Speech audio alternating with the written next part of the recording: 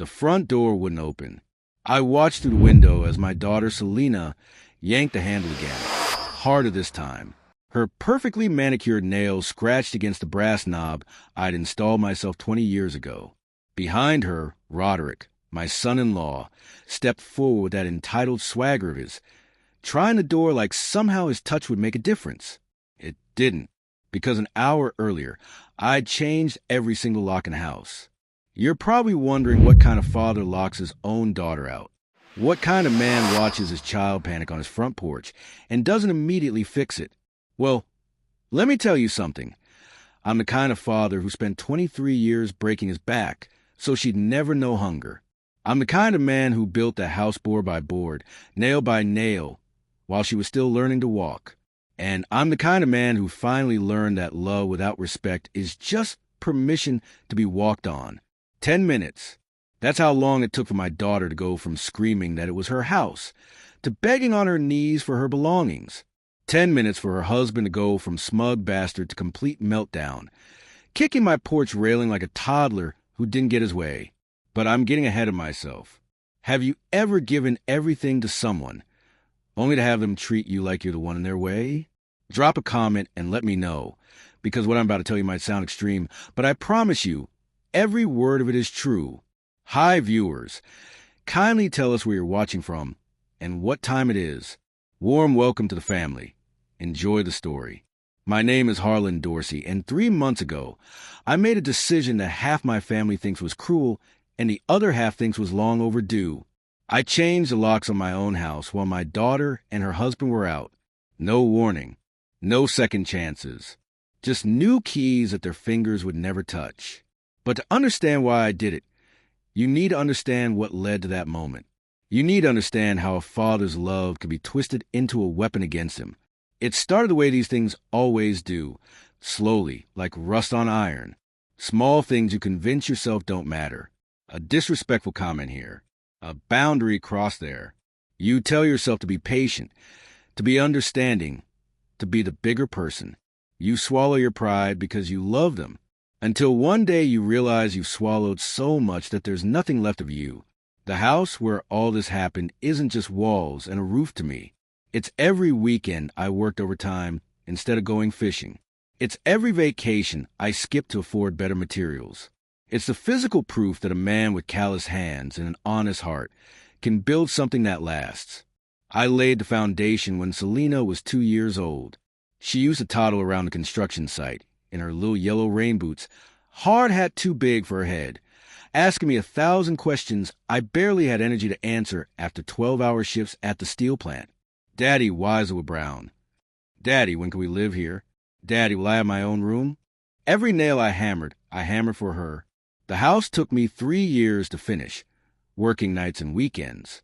My buddies from the plant would come by sometimes, help me frame out a wall or run electrical. My wife Marjorie would bring us sandwiches and lemonade, shaking her head at my stubbornness, but never asking me to quit. You're going to work yourself to death, she'd say. Better that than not leaving her anything. I'd reply, see, I grew up in a rented apartment that smelled like mildew and broken promises. My old man drank away every paycheck, and my mother cleaned houses until her knees gave out. I swore my kid would have something different, something solid, something that was ours, and I kept that promise.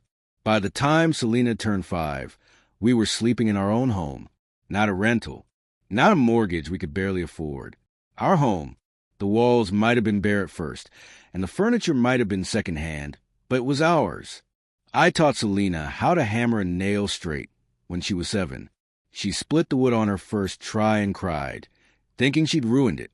I showed her how to fill it with putty, sand it smooth, and start again. Nothing worth doing is easy, baby girl, I told her. But you don't quit. You fix it and move forward. Funny how she forgot that lesson.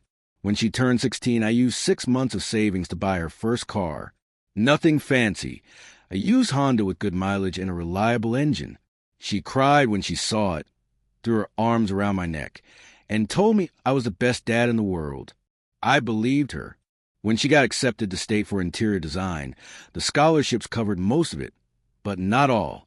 I refinanced the house, The house I'd built with my own hands. To cover the gap. Marjorie wasn't thrilled, but she understood. She's got a gift. I told her, we can't let money stop her. Selena graduated with honors. I framed her diploma myself, hung it in the living room where everyone could see it. My daughter, the college graduate, first one in our entire family.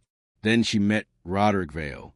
I knew something was wrong the first time he walked through my door. You know how sometimes you just get a feeling about a person? Like your gut is screaming at you even though you can't point to anything specific? That was Roderick. He showed up in a tailored suit for a casual Sunday dinner. Shook my hand with one of those firm grips that's just a little too firm, like he's trying to prove something. His smile was all teeth and no warmth. "Beautiful home, Mr. Dorsey," he said, running his hand along the banister I'd carved from oak. "You must have paid a fortune for craftsmanship like this." "I built it," I said, "every inch." His smile faltered for just a second. "Oh, well, that's old school. Impressive." The way he said old school felt like he was really saying outdated. But Selena was glowing next to him, holding his arm like he'd hung the moon. So I bit my tongue. Marjorie squeezed my hand under the table, her signal for be nice. So I was nice. Even when Roderick spent the entire dinner talking about his business ventures and investment opportunities, without ever asking me a single question about my life. Even when he checked his phone at the table. Even when he called my homemade furniture quaint. I was nice because my daughter loved him. And that was my first mistake. They got married a year later in our backyard. I built the pergola they stood under, wove flowers through the lattice with my own hands. Selena cried during the ceremony and told everyone she wanted to be married under something her father built. I thought maybe I'd been wrong about Roderick. Maybe he was just young and ambitious. Maybe he'd grow into the kind of man who could appreciate what real work looked like. I was wrong about that too. After the wedding, things changed. Selena stopped calling as much, stopped visiting. I'd see updates on Facebook before I'd hear from her directly. Pictures of fancy restaurants, weekend trips, new furniture. Her business was doing well. Roderick was climbing the corporate ladder, and apparently they were too busy for Sunday dinners anymore. A year passed. Then two. Then one Tuesday afternoon, Selena showed up unannounced.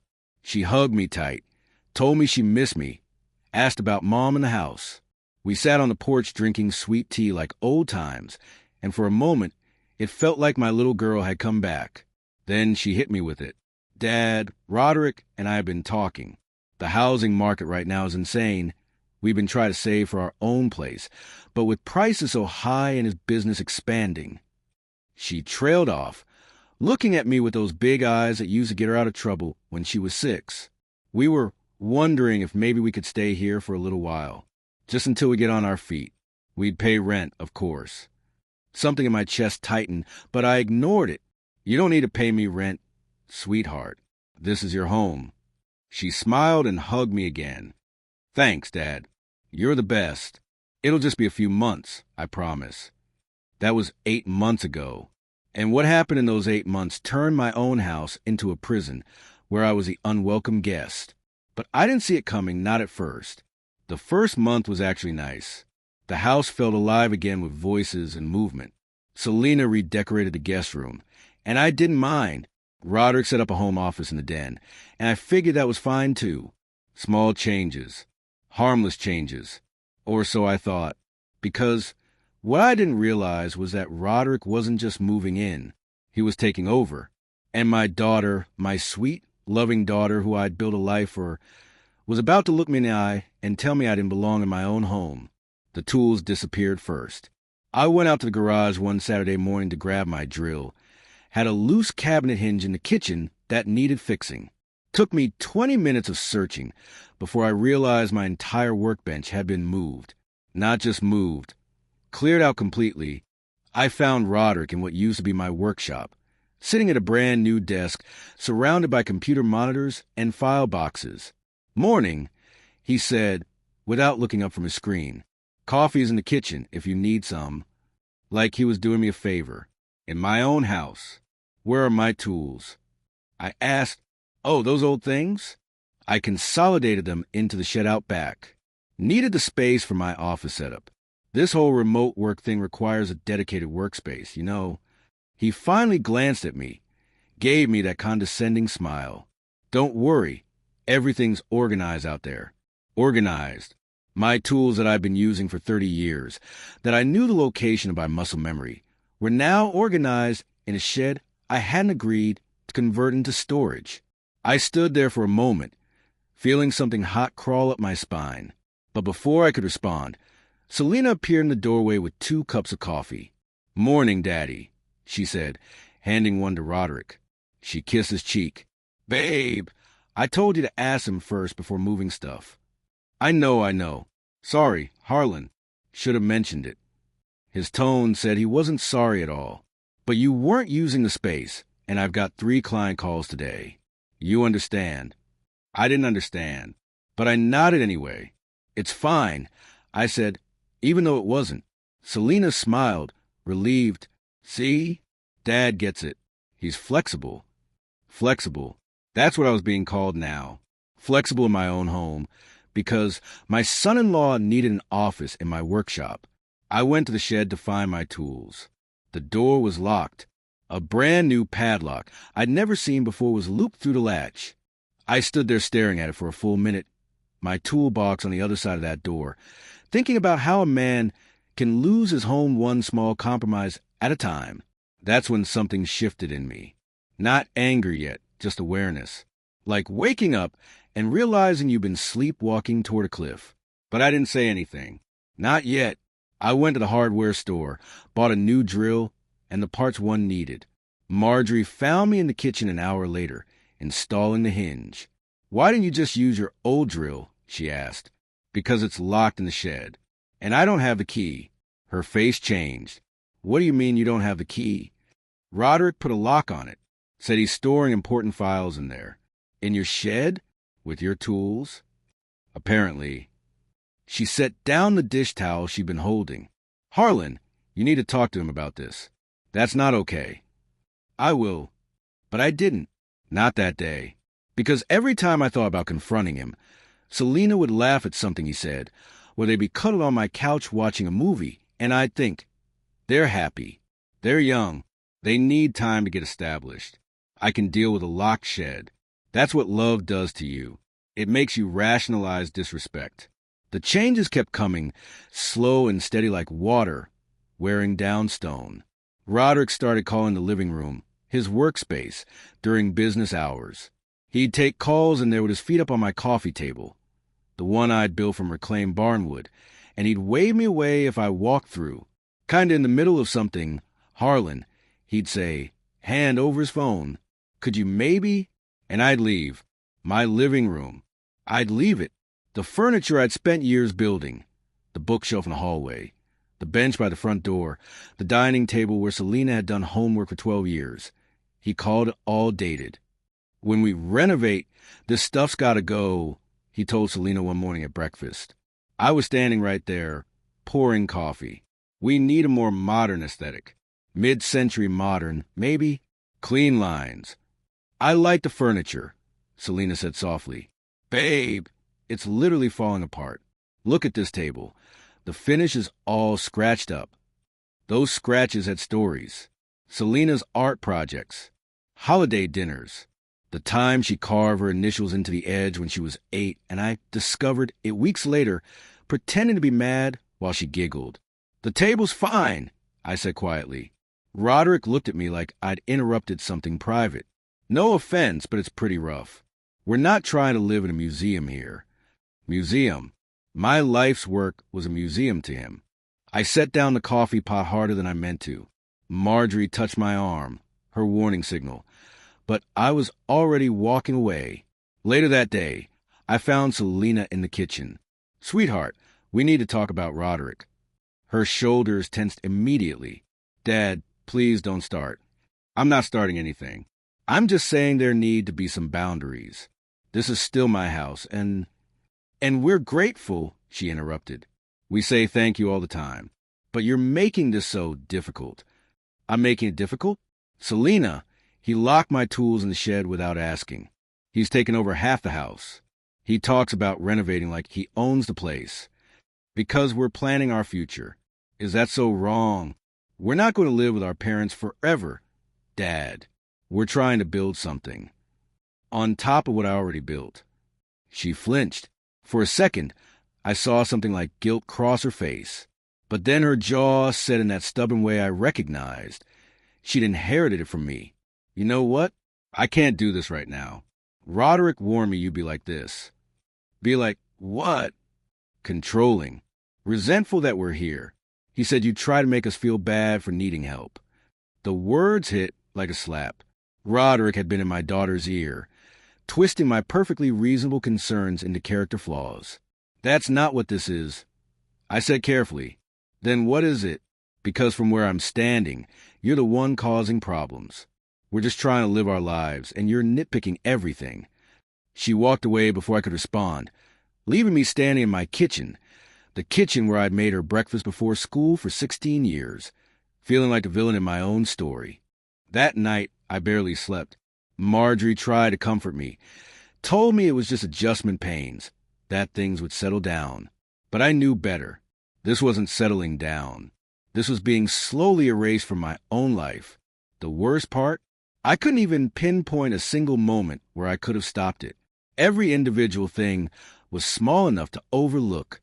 The tools, the furniture comments, the lock shed, the workspace takeover.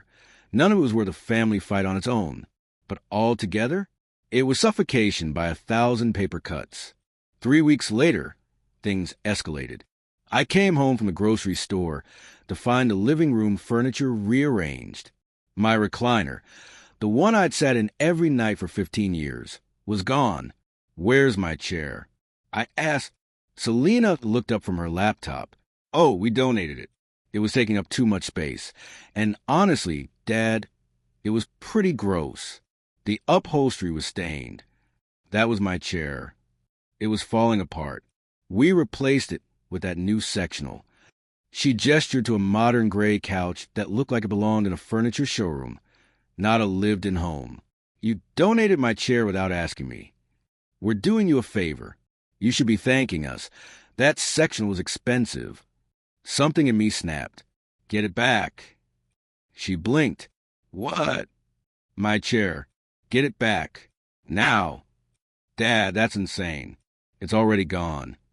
Then find it, because you had no right to get rid of my belongings without permission.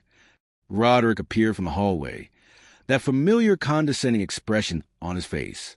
Harlan, buddy, you're overreacting. It's just furniture. Don't buddy me. And it's not just furniture, it's mine. Technically, everything here is just here. Roderick said slowly, like explaining something to a child. We're all sharing this space. Sometimes that means making changes for the better good.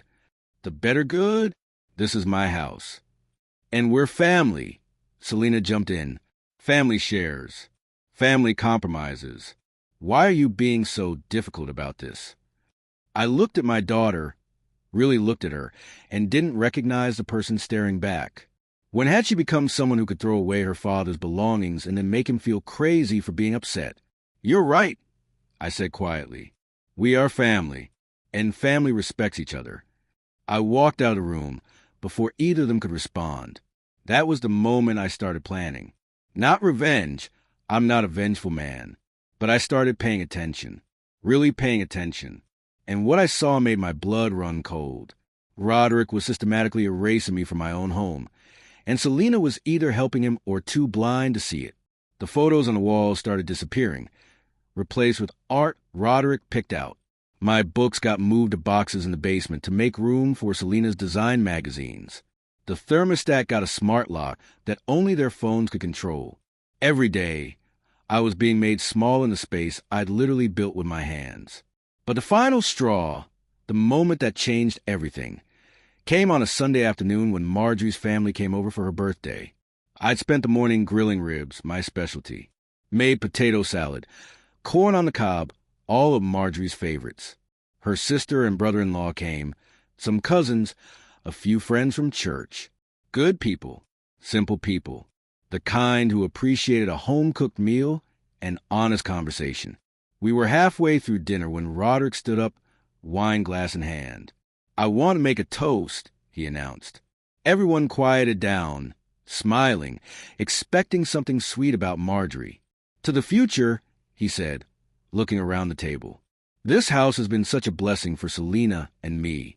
It's given us time to plan, to save, to really envision what we want to build." I felt something cold settle in my stomach.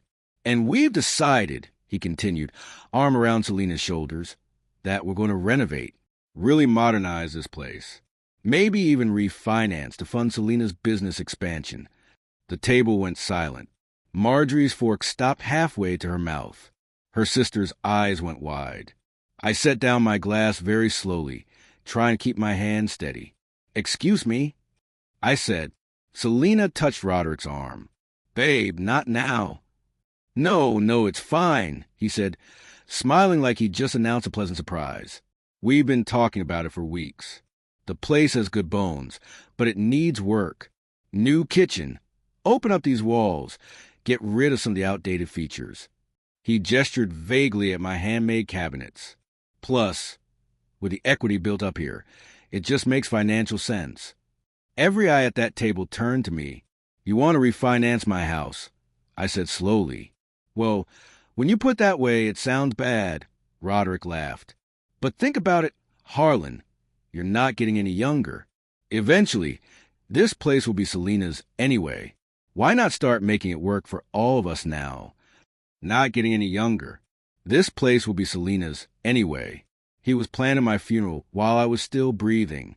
"This house," I said, voice shaking, "is not yours to refinance." "Dad," Selena started, but I wasn't done. "You don't own a single nail in these walls, Roderick. Not one. And you sure as hell don't get to stand in my dining room and announce plans to gut what I built." The smile finally fell off his face. "I think you're being a little dramatic." "Dramatic?" I stood up. "You want to talk about dramatic? How about moving into someone's home and slowly taking it over like some kind of parasite?" "Harlan," Marjorie gasped. Selena shot to her feet. "Don't you dare call my husband a parasite. Then tell him to stop acting like one." The table erupted. Marjorie's sister tried to calm everyone down. Her brother-in-law looked like he wanted to disappear. Selena's face had gone red, tears streaming down her cheeks. And then she said the words that destroyed everything. "Don't you dare argue with my husband in her house." Her house. Her house. The room froze. Even Roderick looked surprised. Marjorie's hand flew to her mouth. I stared at my daughter, and in that moment, I saw the truth. She didn't see this as my home anymore. In her mind, it was already hers. I was just a placeholder, an obstacle. "What did you just say?" I asked quietly. She doubled down, chin up, defiant. "You heard me. We've been living here for months. We've been paying bills. We've been taking care of things." "Taking care of things?" I interrupted. "You mean taking over things. We're building a life here. Why can't you just let us?" "Because it's not yours to build on." Roderick stepped closer, and I saw something dangerous flash in his eyes. "You know what, Harlan? Maybe Selena's right. Maybe it's time you accepted that things are changing.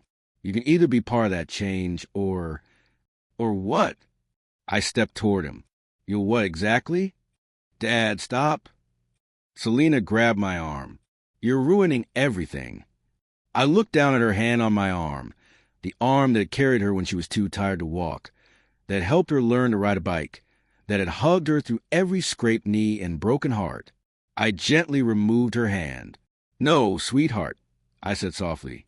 "You ruined it the moment you forgot who built this house and who built you." Then I walked out my own birthday dinner for my wife, through my living room, out my front door, and kept walking.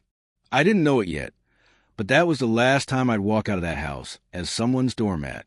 Because when I came back, everything was going to change. I drove to the lake that night and sat in my truck for 3 hours, watching the water turn dark. My phone buzzed constantly. Marjorie calling. Text messages. Voicemails I didn't listen to. I couldn't, because if I heard her voice trying to smooth things over, try and convince me to apologize, I'd crack, and I was done cracking. The thing about reaching your breaking point is that it's almost peaceful. All the anxiety, all the second guessing, all the maybe I'm overreacting thoughts, they just evaporate. You finally see the situation for exactly what it is. My daughter had called it her house. Not our house. Not the family home. Her house. Like I was renting space in a property she already owned. Like 23 years of mortgage payments and sweat equity meant nothing. Like I'd been upgraded to a guest in my own life. The worst part? She believed it. That wasn't a slip of the tongue or something said in anger. She'd been thinking it for weeks, maybe months. Roderick had been whispering in her ear, planting seeds, and they'd grown into this twisted reality where I was the problem. I finally drove home around midnight. The house was dark except for the porch light. The same porch light I'd wired myself when Selena was 5 because she was afraid of walking to the door in the dark. Marjorie was waiting up in the bedroom. "Where have you been?" she asked. Not angry, worried, tired, thinking. "Harlan, what happened tonight?" "Don't." I held up my hand. Don't make excuses for her. Don't tell me she didn't mean it. And don't ask me to apologize. She looked at me for a long moment, and I saw something shift in her expression, like she'd been hoping I'd come home ready to smooth things over. And now she realized that wasn't happening. "What are you going to do?" she asked quietly. "I don't know yet, but something has to change." I didn't sleep that night. Just lay there staring at the ceiling, listening to the house settle. The same creaks and groans I'd heard for 23 years. Every sound was a memory. The loose floorboard outside Selena's old bedroom that I'd never fixed because it warned us when she tried to sneak out as a teenager. The furnace clicking on, same one I'd installed the year she started high school. The house was talking to me, reminding me of who built it. By morning, I'd made my decision. Selena and Roderick came down for breakfast acting like nothing had happened. Roderick poured coffee like he owned the place, which apparently he thought he did. Selena avoided eye contact. "Morning," she said quietly. I didn't respond. Just ate my toast and read the news on my phone. "Dad, we need to talk about last night." She tried again. "Nothing to talk about." "Yes, there is. Things got heated, and you called this your house." I set down my phone and looked at her directly. "Was that the heat of the moment, or is that what you really think?" She shifted uncomfortably. Roderick put his hand on her shoulder, his support, his backup. "I think," she said carefully, "that we've been contributing to this household for months now. We're not just guests anymore." "Contributing," I repeated. "You mean the rent I refuse to take? The bills that come out of my account? The mortgage with my name on it? We offered to pay." And I said no, because this is my home, and my daughter doesn't pay rent in my home. But apparently, you took that generosity and turned it into ownership. Roderick sighed, like I was being difficult again. "Look, I think we all just need to—" "I'm not talking to you," I said without looking at him. "I'm talking to my daughter." Selena's face flushed. "Don't be rude to him." "Rude? You want to talk about rude? How about donating my furniture without asking? Locking up my tools? Taking over my workshop? Making renovation plans for a house you don't own? We were trying to help." "No, you were trying to take over. There's a difference." The kitchen went silent, except for the clock ticking on the wall. Another thing I'd hung myself years ago. Finally, Roderick spoke up. "I think maybe we need some space. This clearly isn't working." Something in my chest loosened. Finally, they were going to leave on their own. "You're right," I said. "It's not working. So maybe," Roderick continued, "you should spend some time at Marjorie's sister's place. Let Selena and me handle things here for a while.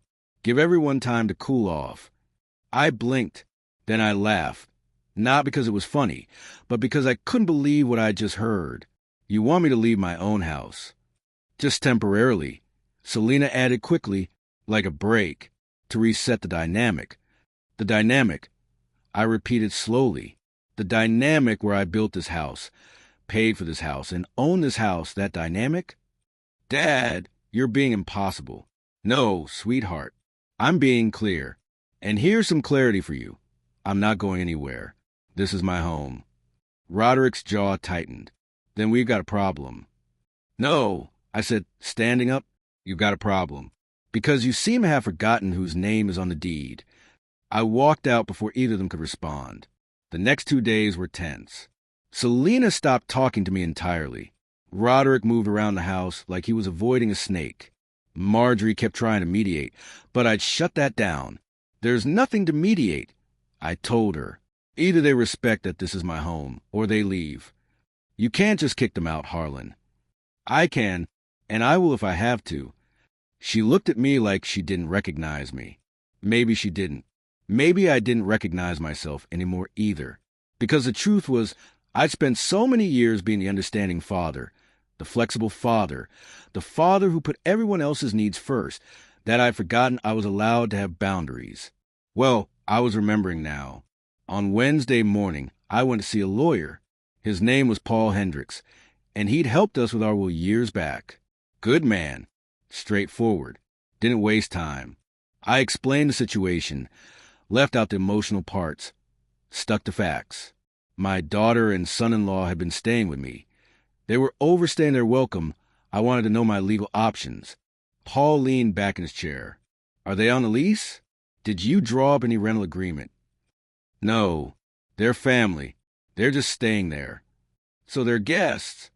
Yes. He nodded. Then legally, you can ask them to leave. They have no claim to the property.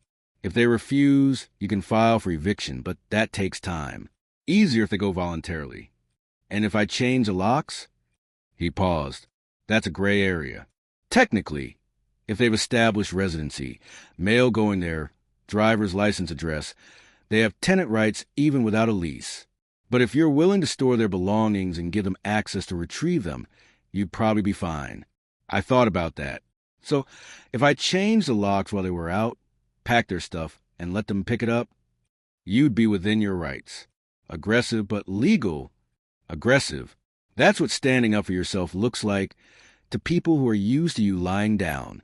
One more thing. Paul said, pulling out a folder, You're sure the deed is only in your name?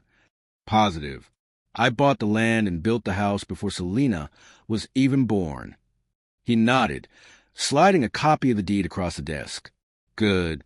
Because I've seen situations where family members claimed they were promised property, that there was a verbal agreement, causes all kinds of problems. I looked at the deed, my name, and my name only, in clear black ink. No promises were made. I said, just assumptions on their part. Then you're clear. Do what you need to do. I left his office with the deed folded in my jacket pocket and a plan forming in my mind. That night at dinner, Roderick announced they'd found a house they wanted to make an offer on. It needs work, he said, but the location is perfect. We're thinking we'll refinance this place to cover the down payment. He said it like it was already decided, like my house was their piggy bank. Marjorie dropped her fork. Roderick, that's not. It makes sense financially, he interrupted. Harlan's sitting on all this equity, and we need capital. It's a win-win. I took a bite of my pot roast, chewed slowly, swallowed. No, I said. Roderick blinked. What? No, you're not refinancing my house. Dad, just hear us out, Selena jumped in. We'd pay you back, obviously, and we'd still help with bills here until... No, her face hardened. Why are you being like this? Like what? Like someone who doesn't want to risk his home for your business ventures? Like someone who actually understands that this house isn't community property. We're family, she shouted. Family helps each other. You're right, I said calmly. Family does help each other. I helped you through college. I helped you start your business. I gave you a place to live rent-free. Now I'm saying no, and you're acting like I owe you. You're being selfish, Roderick said. I looked at him, really looked at him, and saw exactly what he was. A man who'd never built anything in his life, trying to tear down what I'd spent decades creating. Get out, I said quietly. What? You heard me. Get out of my house. Selena gasped. Dad, you can't. I can, and I am. You got until Friday to find somewhere else to stay. This is insane. Roderick stood up, chair scraping loud against the floor. You can't just kick us out. I stood too, and even though he was younger, even though he had that corporate swagger, he took a step back. Because sometimes a man's presence isn't about size, it's about conviction. Watch me. Selena was crying now, mascara running down her cheeks. Mom, tell me can't do this. Marjorie looked between us, torn. I could see it on her face. Her daughter crying, her husband standing firm. She was being forced to choose. Harlan, she said softly, maybe we should talk about this privately. There's nothing to talk about. I've made my decision. I walked out of the dining room, leaving my half-eaten dinner behind. My hands were shaking, but my mind was clear. They didn't leave that night, or the next day, Thursday morning. I woke up to find them still there, moving around the house like nothing had changed. Roderick on his laptop in his office. Selena making breakfast like it was any other day. I thought I told you to leave, I said from the doorway. Selena didn't look at me. We talked to a lawyer. He said you have to formally evict us. You can't just throw us out. So they'd lawyered up, used my generosity against me, twisted the law to squat in my home. Fine, I said, we'll do it the legal way. But I was lying, because that night, after they'd gone to bed, I sat at my kitchen table with a cup of coffee and the locksmith's business card Paul had given me. I made the call. I need locks changed tomorrow morning, I told the woman who answered. Early, before 7. That's rush service, sir. There's an extra fee. I don't care about the fee. Can you do it? Yes, sir. What's the address? I gave it to her, along with every door that needed new locks. Front door, back door, side door, garage, shed, everything. And one more thing, I said. I need it done quickly. An hour, maybe less. We can do that. May I ask why the rush? Because I'm taking my house back. I hung up and finished my coffee in the dark kitchen, watching the clock tick toward dawn. Tomorrow, everything would change. Friday morning came cold and gray. I was up at 5:30, dressed, coffee made. Marjorie found me in the kitchen. You're up early, she said carefully. Couldn't sleep. She poured herself coffee, hands wrapped around the mug like she needed the warmth. Harlan, I know you're angry. I know they've overstepped. But kicking them out like this, it's going to destroy your relationship with Selena. She destroyed it when she called this her house. She's still your daughter. I know. That's why I'm doing this now, before it gets worse. Before I start to hate her. Marjorie's eyes filled with tears. There has to be another way. It was called respect, and they chose not to give it. At 6:45, the locksmith's van pulled up outside. 2 guys got out, carrying toolboxes and new lock sets. I met them at the door before they could knock. Morning, the older one said, You're Mr. Dorsey? That's me. Let's get started. They were efficient. I'll give them that. Front door first. Old lockout. New one in. The sound of the drill woke Roderick. I heard him upstairs, moving around, probably wondering what the noise was. By the time he came downstairs, the front door was done, and they were starting on the back. What the hell is going on? He demanded. Routine maintenance, I said. His eyes went to the locksmith, to the new deadbolt, back to me. Understanding dawned on his face. You're changing the locks. Smart guy. You can't do this. Actually, I can. This is my house, remember? Or did you forget? Selena appeared behind him. Hair messy, eyes puffy from sleep. Dad, what are you doing? What I should have done weeks ago. This is illegal. No, sweetheart. It's not. I checked with a lawyer. You're guest in my home. And I'm revoking that invitation. The locksmith working on the back door glanced at his partner. They'd clearly walked into a family drama, but to their credit, they kept working. Roderick pulled out his phone. I'm calling the police. Go ahead. Bring your lease agreement with you. Oh, wait, you don't have one. His face went red. For a second, I thought he might actually swing at me, but he knew better. He knew the second he touched me, He'd lose whatever moral high ground he thought he had. Your things will be packed and ready for pickup by this evening. I said calmly. You can coordinate with Marjorie about when to collect them. Dad, please, Selena's voice cracked. Please don't do this. For just a moment, I wavered, because she sounded like my little girl again, scared, hurt, desperate. The instinct to protect her, to fix it, to make her feel better was so strong it nearly broke me. But then I remembered her screaming at me in my dining room. Remember Roderick's smug face talking about refinancing my house. Remember being called a guest in my own home. You did this, I said quietly.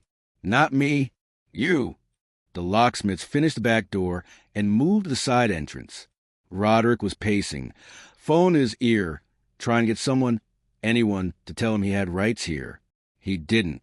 Selena just stood there crying, and part of me, a big part, wanted to take it all back. Wanted to hug her and say it was okay. We'd figure it out. But it wasn't okay. And the only way to figure it out was to establish a hard boundary right now. By 7:30, every lock in the house was changed. The locksmith handed me a bag full of new keys, 6 sets total. You're all set, Mr. Dorsey. Thank you. I paid them in cash, plus a generous tip for the early morning call. As their van pulled away, Roderick finally got off the phone. The police are on their way, he said triumphantly. Good. I'll show them my deed. Selena grabbed my arm. Daddy, please. We have nowhere to go. You should have thought of that before you decided this was your house. I didn't mean it like that. Yes, you did. She let go of my arm, and I saw something in her eyes I'd never seen before, actual hatred. My daughter was looking at me with pure hatred. It hurt worse than anything Roderick had done or said. But I didn't back down. You got until 6 o'clock tonight to pick up your belongings. After that, I'm donating everything to Goodwill. You're a bastard, Roderick spat. Maybe, but I'm a bastard who owns his house. I walked inside my house with my new locks and closed the door on both of them. Through the window, I watched Selena collapse on the porch steps, sobbing. Watched Roderick kick my railing, the one I'd built myself, and pace like a caged animal. Marjorie came up behind me. Oh, Harlan, what have you done? What I had to. 2 squad cars pulled up 20 minutes later. I met the officers on the porch with my deed, my driver's license, and Paul Hendrick's business card. The senior officer looked at the documents, looked at Roderick and Selena sitting on the curb, looked back at me. Sir, do they have any belongings inside? Yes.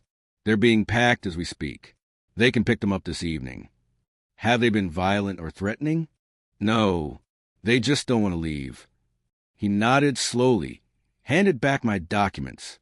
Mr. Dorsey, this is a civil matter. If they're not on the lease and you own the property, you have the right to deny them access. If they refuse to leave the porch, we can remove them for trespassing. But I'd rather not escalate this. I don't want to escalate either, officer. I just want my home back. He turned to Roderick and Selena. Folks, I'm sorry, but he's within his rights. You need to leave the property. This is bullshit. Roderick exploded. We've been living here for months. We have rights. Not without a lease agreement. You don't. I suggest you contact a lawyer if you believe otherwise. But right now, you need to leave. Selena looked at me one more time, mascara streaked, eyes begging. Dad. I almost caved. Almost. But then I remembered that word. Her house. I turned and walked inside, closing the door on my daughter for the second time that morning. Through the window, I watched the police talk to them for another 10 minutes. Watched Roderick gesticulating wildly. Watched Selena crying into her hands. Finally, they got into their car and drove away. The house fell silent. Marjorie and I spent the next hour packing their things. Clothes, toiletries, Roderick's office supplies, Selena's design materials. We worked in silence, both of us crying for different reasons. By noon, everything was boxed and stacked in the garage. I sat on my front porch with a cup of coffee, looking at the house I'd built with my own hands. The house that was finally mine again, but it felt emptier than it ever had before. And I knew that this wasn't over, because at 6 o'clock, they'd be back for their things. and I had no idea what would happen then. They showed up at 5:58. I was sitting in the same porch chair I'd occupied all afternoon, watching the street. Marjorie had gone to her sister's, said she couldn't watch this, couldn't be part of it.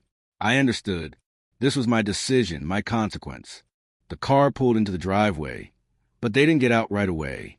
I could see them through the windshield, talking, arguing, maybe.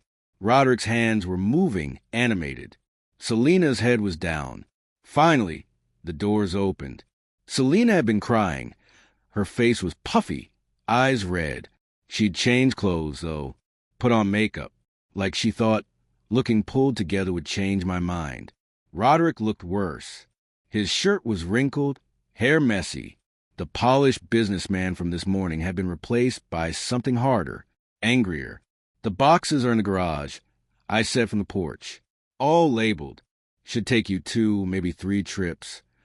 Neither of them moved toward the garage. Dad, can we please talk? Selena's voice was small. Please. We've talked. You've said what you think. I've said what I know. Nothing's changed. Everything's changed.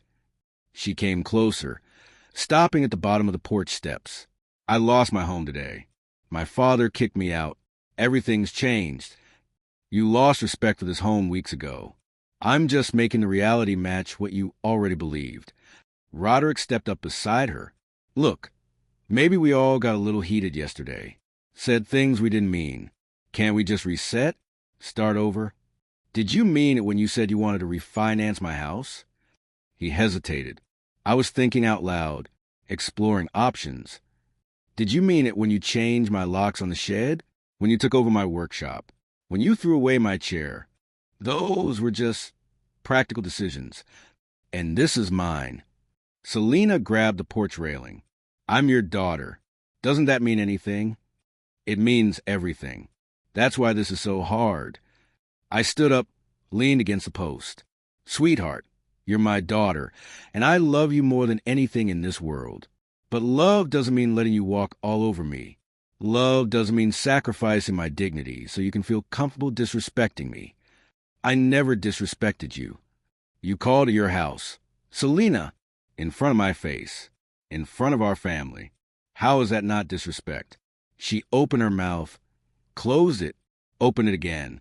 I was angry. You were attacking Roderick. I was defending my home. There's a difference.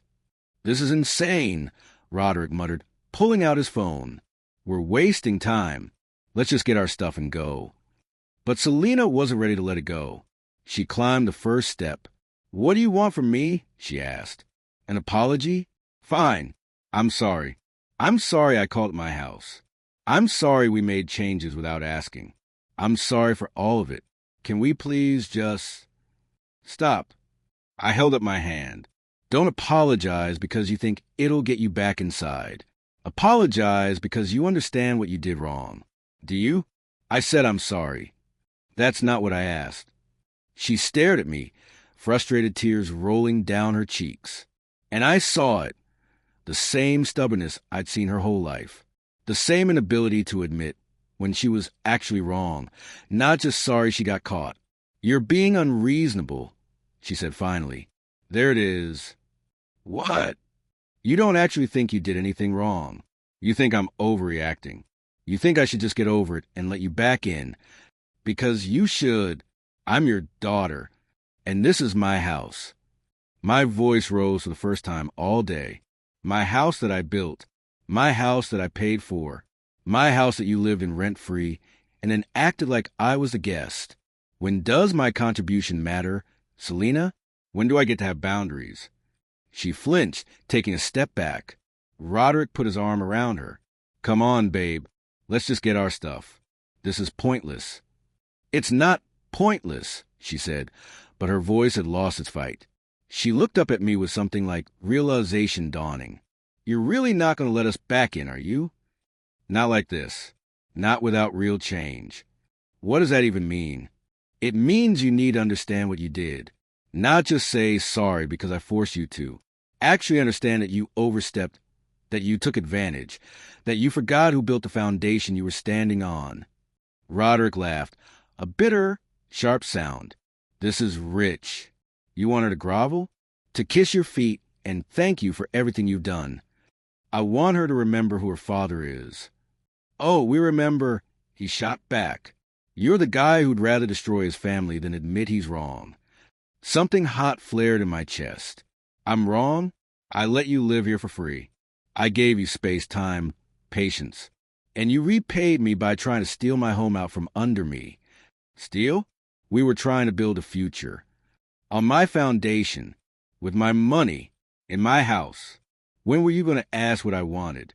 When were you going to consider that maybe, just maybe, I wasn't ready to hand over my life's work to someone who can't even respect a locked shed? The words hung in the air between us, heavy and final. Selena was full-on sobbing now, and despite everything, it tore at me, because she was still my little girl, still the kid I'd carried on my shoulders, still the teenager I'd taught to drive, still the woman I'd walked down the aisle. But she was also the person who'd forgotten all of that the moment it became inconvenient. Your stuff's in the garage, I repeated quietly. Take what's yours and go. Roderick pulled Selena toward the garage, but she resisted, looking back at me. Where are we supposed to go? She asked. You should have figured that out before you made me feel like a stranger in my own home. We don't have money for a hotel.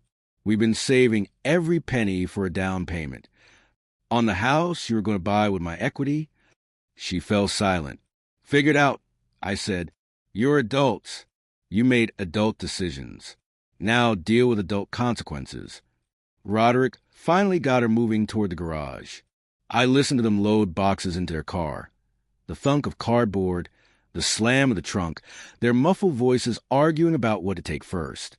It took them 40 minutes to load everything. 3 trips back and forth, and I stayed on that porch the entire time, watching, making sure they only took what was theirs.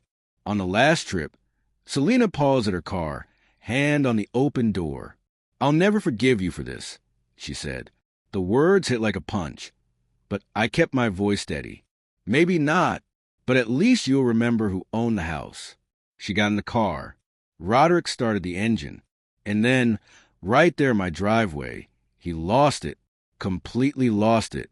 He started pounding the steering wheel, screaming words I couldn't quite make out. The car rocked with his rage.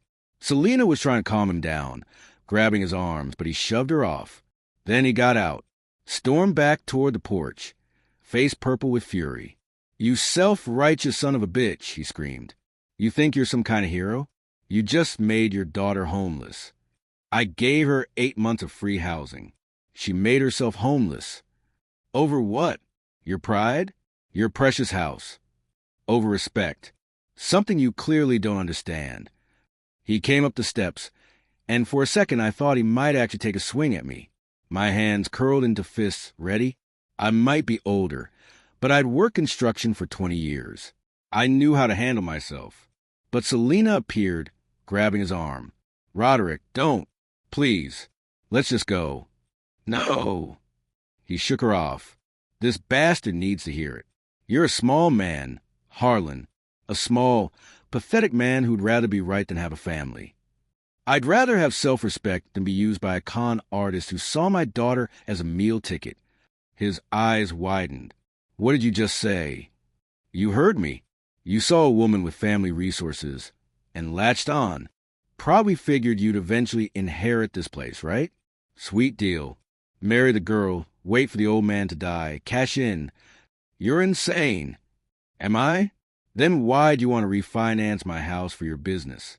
Why'd you take over my home like you owned it? Why'd you change my locks without asking? He had no answer. Just stood there, chest heaving, fists clenched.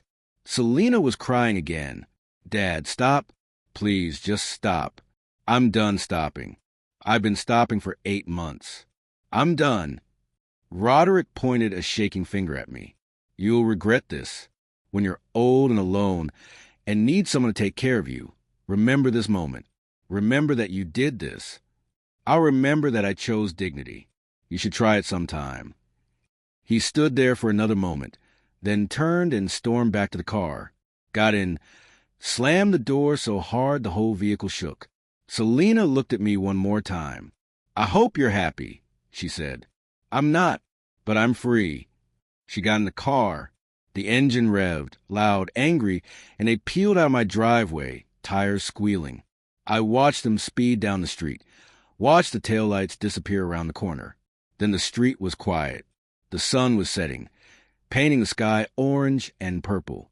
The same sky I'd watched while building this house, while teaching Selena to ride her bike, while sitting on this exact porch and feeling like the luckiest man alive. I sat down heavily in my chair, suddenly exhausted. My phone buzzed. Text from Marjorie. Are they gone? Yes, I typed back. Are you okay? I stared at that question for a long time. Was I okay? I just kicked out my daughter, watched her drive away hating me, watched her husband have a complete meltdown in my driveway. I'd chosen principle over peace, boundaries over family harmony. I don't know. I finally typed, but it was the right thing. 3 dots appeared, disappeared, appeared again. Then, come to Linda's. I'm here. Don't be alone tonight. But I wanted to be alone. Needed to be. Because I needed to sit in this house, my house, and remember why I'd built it in the first place. Not for status. Not for equity. Not as some asset to be leveraged or refinanced. I built it because I wanted my daughter to have roots, to have stability, to know that her father loved her enough to create something permanent, and maybe in some twisted way, teaching her that love has boundaries was the most important lesson I could give her now. I went inside, locked the new deadbolt, and walked through every room. The living room where she'd taken her first steps. The kitchen where I'd made her breakfast before school for 16 years. The hallway where I'd measured her height against the wall every birthday. The house was full of ghosts, but they were good ghosts. Memories of who we'd been before things got complicated. I stopped in front of the height marks on the wall, fading pencil lines with dates and ages. Selena, age 3. Selena, age 7. Selena, age 12. The last mark was her high school graduation. 18 years old, full of dreams. When had she stopped being that girl? When had she become someone who could look at her father and see an obstacle instead of foundation? Maybe that was just growing up. Maybe that's what happens when kids become adults. They forget that the ground they're standing on was built by someone else's sacrifice. Or maybe I'd failed her by never teaching her to value what she had. Either way, it was too late to change the past. I could only control what happened from here. I made myself dinner, grilled cheese and soup, nothing fancy. Ate it at the kitchen table alone. Washed the single plate, the single bowl, the single spoon. Then I went to bed in a house that felt bigger and emptier than it ever had. But it was my house. And tomorrow, I'd wake up and figure out what that meant. The first week was the hardest. Every sound made me think Selena was coming back.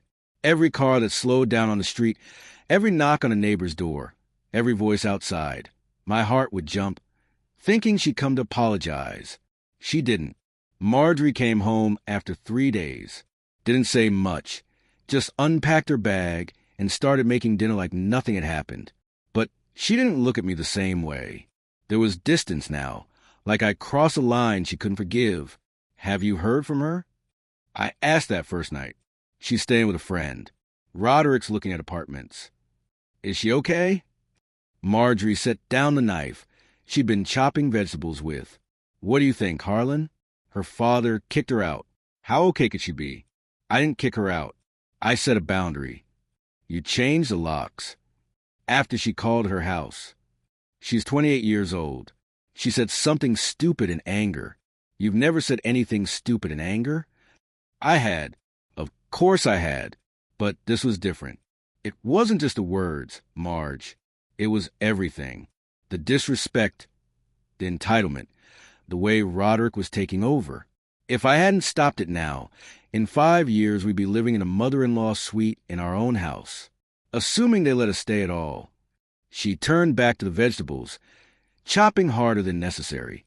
I don't disagree that things were bad, but there had to be another way. You didn't have to be so final about it. What other way? They weren't listening. They'd gotten comfortable treating me like a guest. Sometimes the only way to make people hear you is to do something they can't ignore. Well, they can't ignore this. Her voice cracked. And neither can I. She left the kitchen, leaving me alone with half-made dinner and the weight of what I'd done settling heavier on my shoulders. That night, lying in bed with Marjorie's back to me, I wondered if I'd made a mistake. Not about being right. I knew I was right. But about the cost. Was being right worth losing my daughter? Worth this coldness for my wife? I didn't have an answer. The second week, someone slashed my tires. All four of them, parked in my driveway overnight. Clean cuts. Professional almost. I found them in the morning. The truck sagging like a tired old man. I knew who did it. Or at least, I knew who was responsible. But when the police came, they said without proof or witnesses, there wasn't much they could do.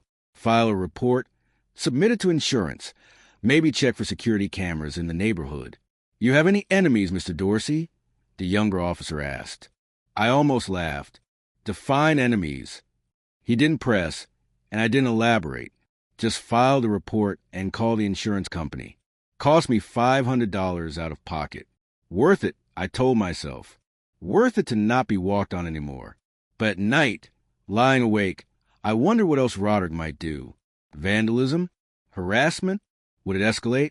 I started sleeping lighter, jumping at every sound outside. The third week, Selena called. I was in the garage, organizing tools I hadn't touched in months, the ones I'd finally retrieved from the shed with my bolt cutters. When I saw her name on the screen, my hands started shaking. I almost didn't answer. Almost let it go to voicemail, because I wasn't ready for whatever she had to say. But she was my daughter. Would always be my daughter. Hello. Silence for a few seconds. Then, Dad? Her voice was small, broken. Nothing like the angry woman who'd sped out of my driveway. I'm here, sweetheart. She trailed off. Sound of her breathing, maybe crying. I don't know what to say. Then just listen. Are you safe? Do you have a place to stay? We got an apartment. 1 bedroom in a bad part town, but it's something. Roderick's, he's been difficult. Something in her tone set off alarms. Difficult how? Just stressed, angry. He blames you for everything, and I'm trying to fend you. But then I remember what you did and I can't. And we end up fighting and... Her voice broke completely. Dad, everything's falling apart. My chest tightened. Every fatherly instinct screamed at me to fix it, to tell her to come home, to make it all better. But I couldn't. Not like this. Selena, I need you to hear me. What happened between us? That wasn't me punishing you. That was me refusing to be disrespected in my own home.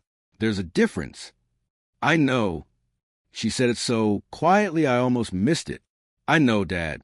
I was wrong. I said it was my house, and it wasn't, and I'm sorry. The apology I'd wanted for weeks. But somehow, hearing it now just made everything hurt more. Thank you for saying that. Does that mean we can come back? There it was. The real reason for the call. No. What? But I apologized. I admitted I was wrong. And I believe you. But apologizing doesn't erase what happened. You and Roderick spent 8 months slowly taking over my home. You need time to stand on your own, to remember what it feels like to build something from nothing. We don't have anything, Dad. We're broke. This apartment is a dump, and we can barely afford it, and then you'll figure it out. The same way I did when I was your age. The same way every person figures it out. You work, you save, you sacrifice. I can't believe you're doing this. Her voice shifted from broken to angry in a heartbeat. I apologized. I admitted I was wrong. What more do you want? I want you to understand that apologies aren't currency you trade for getting your way. I want you to actually change, not just say words you think I want to hear. You're unbelievable.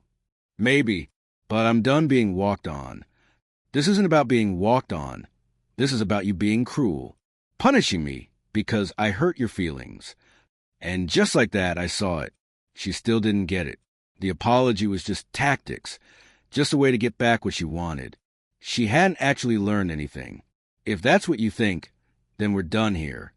Dad. I hung up, sat there in my garage, surrounded by tools and sawdust and the ghosts of 1,000 projects, and let myself cry for the first time since this whole thing started. Because I'd done the right thing, I knew I had. But the right thing was costing me my daughter, and I didn't know if I'd ever get her back. Marjorie found me an hour later, still sitting there. She didn't say anything, just sat down next to me on the workbench, close but not touching. She called me too, Marjorie said eventually. Said you hung up on her. She apologized, then immediately asked to move back in. Like sorry is a magic word that erases everything. She's scared, Harlan. She's in over her head with Roderick, and she's realizing she made a mistake, and she wants to come home. I want that too, but not like this. Not until she actually understands. And if she never does, if you lose her over this. That was the question, wasn't it? The one that kept me up at night. The one that made my chest feel like it was being crushed. Then at least I'll have my self-respect. Marjorie was quiet for a long time. Then, I don't know if I can live with that answer. What does that mean? It means I'm your wife, and I love you, but she's my daughter, and watching you two tear each other apart is killing me. I'm not tearing us apart. I'm setting boundaries. Boundaries that might cost you your child. Better than teaching her that disrespect is acceptable. Marjorie stood up. I hope you're right. I really do. Because if you're wrong, we both lose her. She walked back into the house, leaving me alone again with my tools and my choices. That night, I couldn't sleep. Kept thinking about Selena as a little girl, holding my hand as we walked to the park. Kept hearing her laugh when I'd push her on the swings. Kept seeing her face when I gave her the keys to her first car, like I'd handed her the moon. When had that girl become someone I had to lock out of my home? Or maybe the better question, when had I failed to teach her the difference between love and entitlement? Because somewhere along the way, I'd given her everything she wanted and forgotten to teach her the value of what she had. That was on me. But fixing it meant holding firm now, even when every fiber of my being wanted to call her back and say, forget it, come home, we'll figure it out. Because we wouldn't figure it out. We'd just slide back into the same patterns. Her expecting, me providing, until there was nothing left for me but a doormat in the shape of father. So I lay there in the dark, listening to Marjorie breathe beside me, and I made myself a promise. I would not break, even if it broke me. 3 months after I changed those locks, I got a call from a number I didn't recognize. It was 11 at night. I was reading in bed, Marjorie already asleep beside me. The phone lit up the dark room, and something in my gut told me to answer. Hello. Heavy breathing. Then a woman's voice, shaky and scared. Dad. I sat up so fast I nearly dropped the phone. Selena, I need help. She was crying, trying to whisper and sob at the same time. Please, I need help. My heart slammed against my ribs. Where are you? What's wrong? I'm at a gas station on Route 9. I don't have anywhere else to go. Roderick. Her voice broke completely. He threw me out, took all our money, changed the locks. I have nowhere to go. The irony wasn't lost on me. But this wasn't the time for I told you so's. Stay there.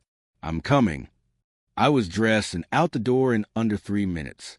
Left Marjorie a note on the nightstand. Selena called. Emergency. Be back soon.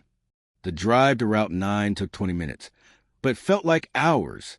My mind raced through every terrible possibility. Was she hurt? Had he hit her? Was she safe? I found her sitting on the curb outside a rundown Texaco, a single duffel bag at her feet. Even in the harsh fluorescent lights, I could see her makeup was ruined, mascara streaked down her face. She'd lost weight. Her clothes hung loose on her frame. She looked up when my headlights hit her, and the relief on her face nearly broke me. I got out of the truck. She stood up, wobbling slightly, and I realized she was exhausted, completely drained. Dad, I pulled her into a hug before she could finish. She collapsed against me, sobbing into my shoulder like she used to when she was little and had a nightmare. I've got you, I said quietly. You're safe now. We stood there in that gas station parking lot for 5 full minutes while she cried herself empty. I didn't ask questions, didn't push, just held my daughter while she fell apart. Finally, she pulled back, wiping her face with her sleeve. "I'm sorry," she said. "I'm so sorry. About everything. About what I said, about Roderick, about taking over your house. All of it. You were right. About everything. Let's get you home. We can talk later." "I don't have a home." Her voice cracked. "I ruined everything." "You have a home. You'll always have a home. Now get in the truck." She grabbed her bag, climbed into the passenger seat, and stared straight ahead while I drove. I didn't push her to talk, just let the silence stretch, punctuated only by her occasional sniffles. Halfway home, she finally spoke. "He was using me. The whole time. You saw it, and I didn't want to believe it. What happened tonight?" She took a shaky breath. "He's been getting worse ever since we moved out. Angry all the time. Blaming me for losing the house, for not having money, for everything. Tonight, he told me he'd met someone else. Someone with family money. Someone useful. Then he told me to get out." My hands tightened on the steering wheel. "Did he hurt you?" "Not physically. But, Dad, he took everything. The rent money I'd saved, my business account. Even my car is in his name. He planned this. He's been planning it. We'll handle it. Tomorrow. Tonight, you just need to rest." She nodded, then looked at me with red, swollen eyes. "Why are you helping me? After what I did to you?" I glanced at her, then back at the road. "Because you're my daughter. That doesn't change just because you made mistakes. We all make mistakes. I was so awful to you." "Yes, you were." She flinched, but I continued. "You disrespected me. You let that man poison your mind against your own father. You forgot where you came from and who built the foundation you were standing on." Tears rolled down her cheeks. "I know, but you're also my child. And when my child needs me, I show up. That's what fathers do." The rest of the drive was quiet. When we pulled into the driveway, she stared at the house she called hers 3 months ago, and I saw shame wash over her face. "I don't deserve this," she whispered. "Probably not, but you're getting it anyway. Come on." Inside, I showed her to the guest room. Freshly made bed, clean towels, everything ready like I'd been expecting her. Maybe part of me had been. "Get some sleep? We'll figure everything out in the morning." She grabbed my hand before I could leave. "Dad, thank you. I don't deserve your forgiveness, but we'll talk about forgiveness later. Right now, you just need rest." I closed the door and stood in the hallway for a long moment, processing everything. My daughter was home. Broken, humbled, but home. The next morning, Marjorie found Selena at the kitchen table, staring into a cup of coffee I'd made her. "Oh, sweetheart." Marjorie rushed to her, pulling her into a hug. "Your father told me. I'm so sorry." Selena started crying again. "I messed up, Mom. I messed up so bad. We all make mistakes. What matters is what you do next." Over breakfast, Selena told us everything. How Roderick had been controlling their finances. How he'd been talking to another woman for months. How he'd systematically isolated her from friends, from us, from anyone who might help her see what was happening. "He told me you were trying to control us," she said, looking at me. "That you were jealous of our success, that you wanted to keep me dependent. And I believe him. I chose him over you." "He's a manipulator," I said. "Good ones know exactly what buttons to push." "I should have seen it." "Maybe, but you're seeing it now. That's what matters." She looked around the kitchen, the same kitchen where she'd yelled at me, where she defended Roderick, where everything had fallen apart. "I don't know how to fix this," she said quietly. "Any of this. One day at a time. First, we're going to see my lawyer, get your money back, figure out your legal options. Then we're going to get you back on your feet. I can't ask you to. You're not asking. I'm offering. But this time there are rules." She nodded. "Whatever you need. You stay here rent-free, but you contribute. Groceries, cleaning, whatever needs doing. You save every penny you can. And you work on yourself. Figure out how you got here, how to make sure it never happens again. I can do that. And Selena? I waited until she met my eyes. You respect this house. You respect me and your mother. You remember that this isn't yours. It's ours. Family means we share, but it doesn't mean anyone gets to take over. Understood? Yes, sir. It was the first time she called me sir since she was a teenager. The first time she'd shown real respect in years. Good. Now, finish your breakfast. We got work to do. The next week was a whirlwind. Paul Hendricks helped Selena file a police report against Roderick for financial abuse. Turned out he'd forged her signature on several documents, drained accounts she didn't even know existed. This is criminal, Paul said. We'll get your money back, but it'll take time. Selena just nodded, numb to it all. She moved through the house like a ghost those first few days. Quiet, helpful, almost too polite. She cleaned the kitchen before anyone asked. Do laundry. Make dinner. Like she was trying to prove she deserved to be there. One night, I found her in the garage, running her hand along the workbench. I used to love watching you work out here, she said. When I was little, you let me hand you tools, teach me their names. I remember. You were a good helper. When did I stop being that person? I came to stand beside her, looking at the tools I'd organized after getting them back from the shed. I don't think you stopped being her. I think you forgot her for a while. Let someone else tell you who you should be. How do I find her again? Same way you find anything worth having. You build it, day by day, choice by choice. She looked at me, eyes clearer than they'd been in months. Will you teach me? Teach you what? Everything.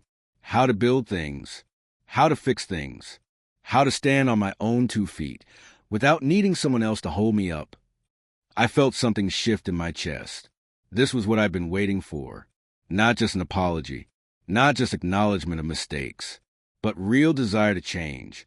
Yeah, sweetheart, I'll teach you. The next morning, we started with something simple. Fixing a broken shelf in her room. I showed her how to measure twice. Cut once. How to check if something's level. How to trust her own hands. She messed up the first cut. Got frustrated. Nearly gave up. Try again, I said. That's what we do. We try again. By the end of the day, the shelf was up, crooked, maybe not perfect, but hers, built with her own hands. She stood back, looking at it with something like pride. It's not straight, she said. No, it's not, but it'll hold what you need it to. And next time you'll do better. Next time, if you want there to be one. She smiled, a real smile, the first I'd seen in months. Yeah, I want there to be a next time. Over the following weeks, we fell into a routine. She'd work during the day at a local design firm that hired her part-time. Weekends, we'd tackle projects around the house. Small things at first, then bigger. She learned how to change a lock. Ironic, given our history, but she laughed about it. Learned how to patch drywall, replace a faucet, build a simple bookshelf. And slowly, I watched my daughter come back to life. She started eating again. The weight came back. The light returned to her eyes. She'd laugh at dinner, tell stories about work, ask Marjorie about her day. It was like having the old Selena back, but better, wiser, humbled by what she'd been through. One Saturday, 2 months after that phone call, we were working on replacing the back deck boards. She was measuring, I was cutting, working in comfortable silence. Dad, she said suddenly. Yeah, I get it now. What you were trying to teach me. I looked up from the saw. What's that? That love without respect is just empty. That family isn't about who gives you the most or asks for the least. It's about showing up, putting in the work, building something that lasts. She gestured at the house. At the deck, we were building together. You built all this, not just the house, the foundation, the values, the lessons, and I took it for granted. Treated it like it wasn't worth anything, because I didn't have to work for it. And now I'm working for it. And it means something. Everything means something now. I set down my saw, went over to her, and pulled her into a hug. I'm proud of you, sweetheart. So damn proud. She hugged me back tight. I'm trying to make you proud. Every day. You already have. That night at dinner, Selena made an announcement. I've been saving money. Found a small apartment across town. I can afford it with my job, and it's time I stood on my own. Marjorie looked surprised. Are you sure? You can stay as long as you need. I know, and I'm grateful. But Dad's right. I need to build my own foundation. I can't do that living in his. She looked at me. You've given me everything. A home, a second chance, the skills to take care of myself. But the most important thing you gave me was boundaries. You showed me that love means knowing when to hold on and when to let go, when to help and when to let someone struggle. My throat was tight. You don't have to leave. I do. Not because I don't love you, because I do. And I need to prove, to myself more than anyone, that I can make it on my own. You can, I said. I have no doubt. 3 weeks later, I helped her move into her new place. 1 bedroom, small kitchen, but it was hers. Paid for with money she'd earned, signed with her name only. We carried boxes up 3 flights of stairs, set up furniture, hung pictures. When we finished, she stood in the middle of her tiny living room and smiled. It's not much, she said. It's everything. It's yours. She hugged me tight. Thank you for not giving up on me, for loving me enough to say no, for showing me what it means to actually stand on my own. You did the work, sweetheart. I just pointed you in the right direction. As I drove home that night, I thought about everything that had happened. The betrayal, the locks, the phone call at midnight, the slow rebuilding. It hadn't been easy. It had hurt like hell, actually, but it had been necessary. Because sometimes the most loving thing you can do is refuse to enable. Sometimes boundaries are the greatest gift. And sometimes the house you build isn't made of wood and nails. Sometimes it's made of hard lessons and second chances and the courage to hold firm when everything in you wants to give in. I pulled into my driveway, looked at the house I'd built with my own hands, and smiled. Because my daughter was going to be okay. And so was I. 6 months after Selena moved into her apartment, she called me on a Tuesday afternoon. Dad, can you come over? I want to show you something. I drove across town, curious. When I arrived, she was waiting outside her building, practically bouncing with excitement. What's this about? I asked. You'll see. Come on. She led me upstairs and opened her apartment door with a flourish. Inside, everything had changed. The basic furniture I'd helped her move and was still there, but now the walls were covered with framed photos. Our family, her as a kid, pictures from projects we'd done together. But what caught my attention was the corner of her living room. She'd set up a small workshop, pegboard on the wall with tools hanging neat and organized, a folding workbench, everything labeled and clean. I've been building things, she said proudly, taking commissions for custom furniture. Small stuff, side tables, shelves, decorative pieces, but people like them. I'm making decent money. I walked over to the workbench, ran my hand along a half-finished coffee table. The craftsmanship was good. Not perfect, but solid, honest work. You did this. You taught me all those weekends working on the house. You were teaching me more than just how to use tools. You were teaching me patience, precision, pride in doing something right. I picked up one of her finished pieces, a small wooden box with dovetail joints.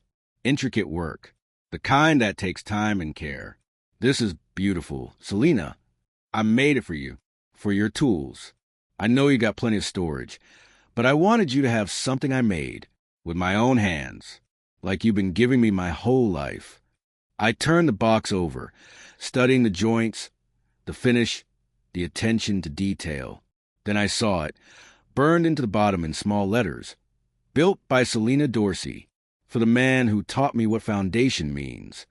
My vision blurred. I set the box down carefully before I dropped it. Thank you. I managed. She came over, leaned her head on my shoulder.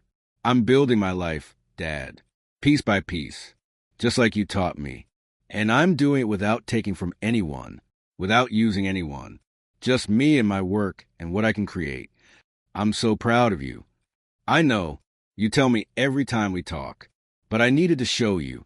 Needed you to see that what you did, kicking me out, holding firm, refusing to enable me. It worked. It hurt at the time, but it worked. We stood there in her small apartment, surrounded by evidence of her growth, and I felt something settle in my chest. Peace. Real, deep peace. You know what the best part is? She asked. What's that? I'm happy. Really happy. For the first time in years, I'm not worried about what someone else thinks or wants. I'm just building my life, and it's mine, and it's enough. That was what I'd been waiting to hear. Not that she was successful or making money, or even that she'd forgiven me. Just that she was happy standing on her own. Over the next year, I watched Selena blossom. Her furniture business grew. She hired an assistant, started doing corporate installations. Her designs got featured in a local magazine. But more than the success, I watched her become someone I respected. She set boundaries with clients, didn't undervalue her work, walked away from bad deals. Everything I tried to teach her about self-respect, she was living now. She and Marjorie grew close again. Weekly dinners at our house. But Selena never overstayed, never pushed, never treated our home as anything other than what it was, ours, not hers. One Sunday, about 18 months after I'd changed those locks, she brought someone to dinner. Dad, Mom, this is Marcus.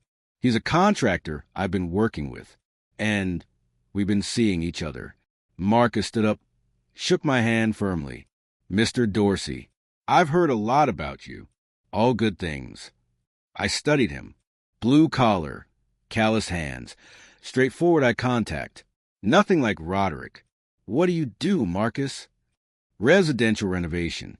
Been in the business 15 years. Selena and I met on a project.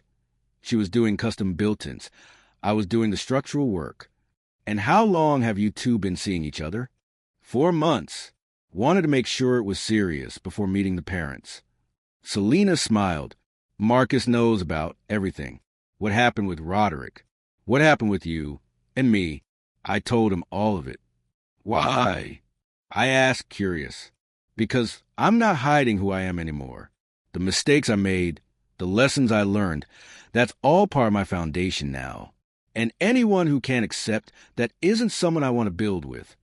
Build with. The language of construction, of creation. My language.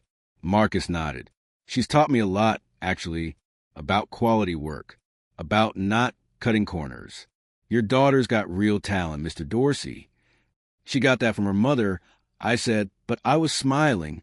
Dinner was easy, comfortable. Marcus asked thoughtful questions, shared funny stories from job sites, treated Selena with obvious respect. When she spoke, he listened. When she disagreed with him about something minor, he didn't get defensive, just laughed and said she was probably right. After they left, Marjorie was cleaning up the kitchen. What do you think? She asked. I think he's a good man. But more importantly, I think she's a good woman now. She'd see through someone like Roderick in 2 seconds. She grew up. No, she got knocked down and chose to get back up. There's a difference. Marjorie put down the dish towel and came over to me, wrapping her arms around my waist. You were right, she said quietly. I didn't want to admit it for a long time. I was so angry at you for what you did. But you were right. She needed to fall, needed to learn, and you were strong enough to let her. It nearly killed me. I know. I watched it, but you didn't break. And because you didn't break, she learned how not to break either. We stood there in our kitchen, the same kitchen where everything had fallen apart, and I felt grateful. Grateful I'd held firm. Grateful Selena had found her way. Grateful for second chances and hard lessons and the strength to see them through. 2 years after I changed those locks, Selena invited us to her new workshop. She'd rented a small commercial space, hired 3 employees, had contracts with interior designers across the state. Her business card read, Dorsey Custom Woodworks, built to last. Built to last. I repeated, looking at the card. I like that. It's what you always said. Every project we did together. If you're going to build it to last. So that's what I do. No shortcuts. No cheap materials. Just honest work that stands a test of time. She showed me around the shop, the equipment, the projects in progress, the designs on her computer. Everything organized, professional, thriving. This is incredible, sweetheart. It started with a toolbox you taught me how to organize, with learning how to measure twice and cut once, with understanding that anything worth having takes time and effort, and refusing to settle for less. She pulled out a blueprint, spread it on her drafting table. There's something else. Marcus and I are getting married. Small ceremony, nothing fancy. And we're building a house. Not buying, building. Together. That's wonderful. And I want you to help. Not do it for us, but work with us. Teach Marcus some of what you taught me. Be part of the foundation, literally. I looked at my daughter, strong, confident, grounded, and felt overwhelming pride. I'd be honored. The wedding was small like she'd promised.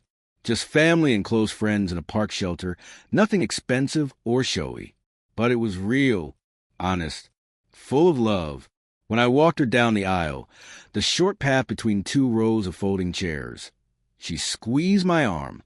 "Thank you," she whispered, "for everything, especially for refusing to let me drown. You saved yourself, sweetheart. I just threw you a life preserver. A life preserver made of boundaries and tough love and refusing to enable me. Sometimes that's the only kind that works."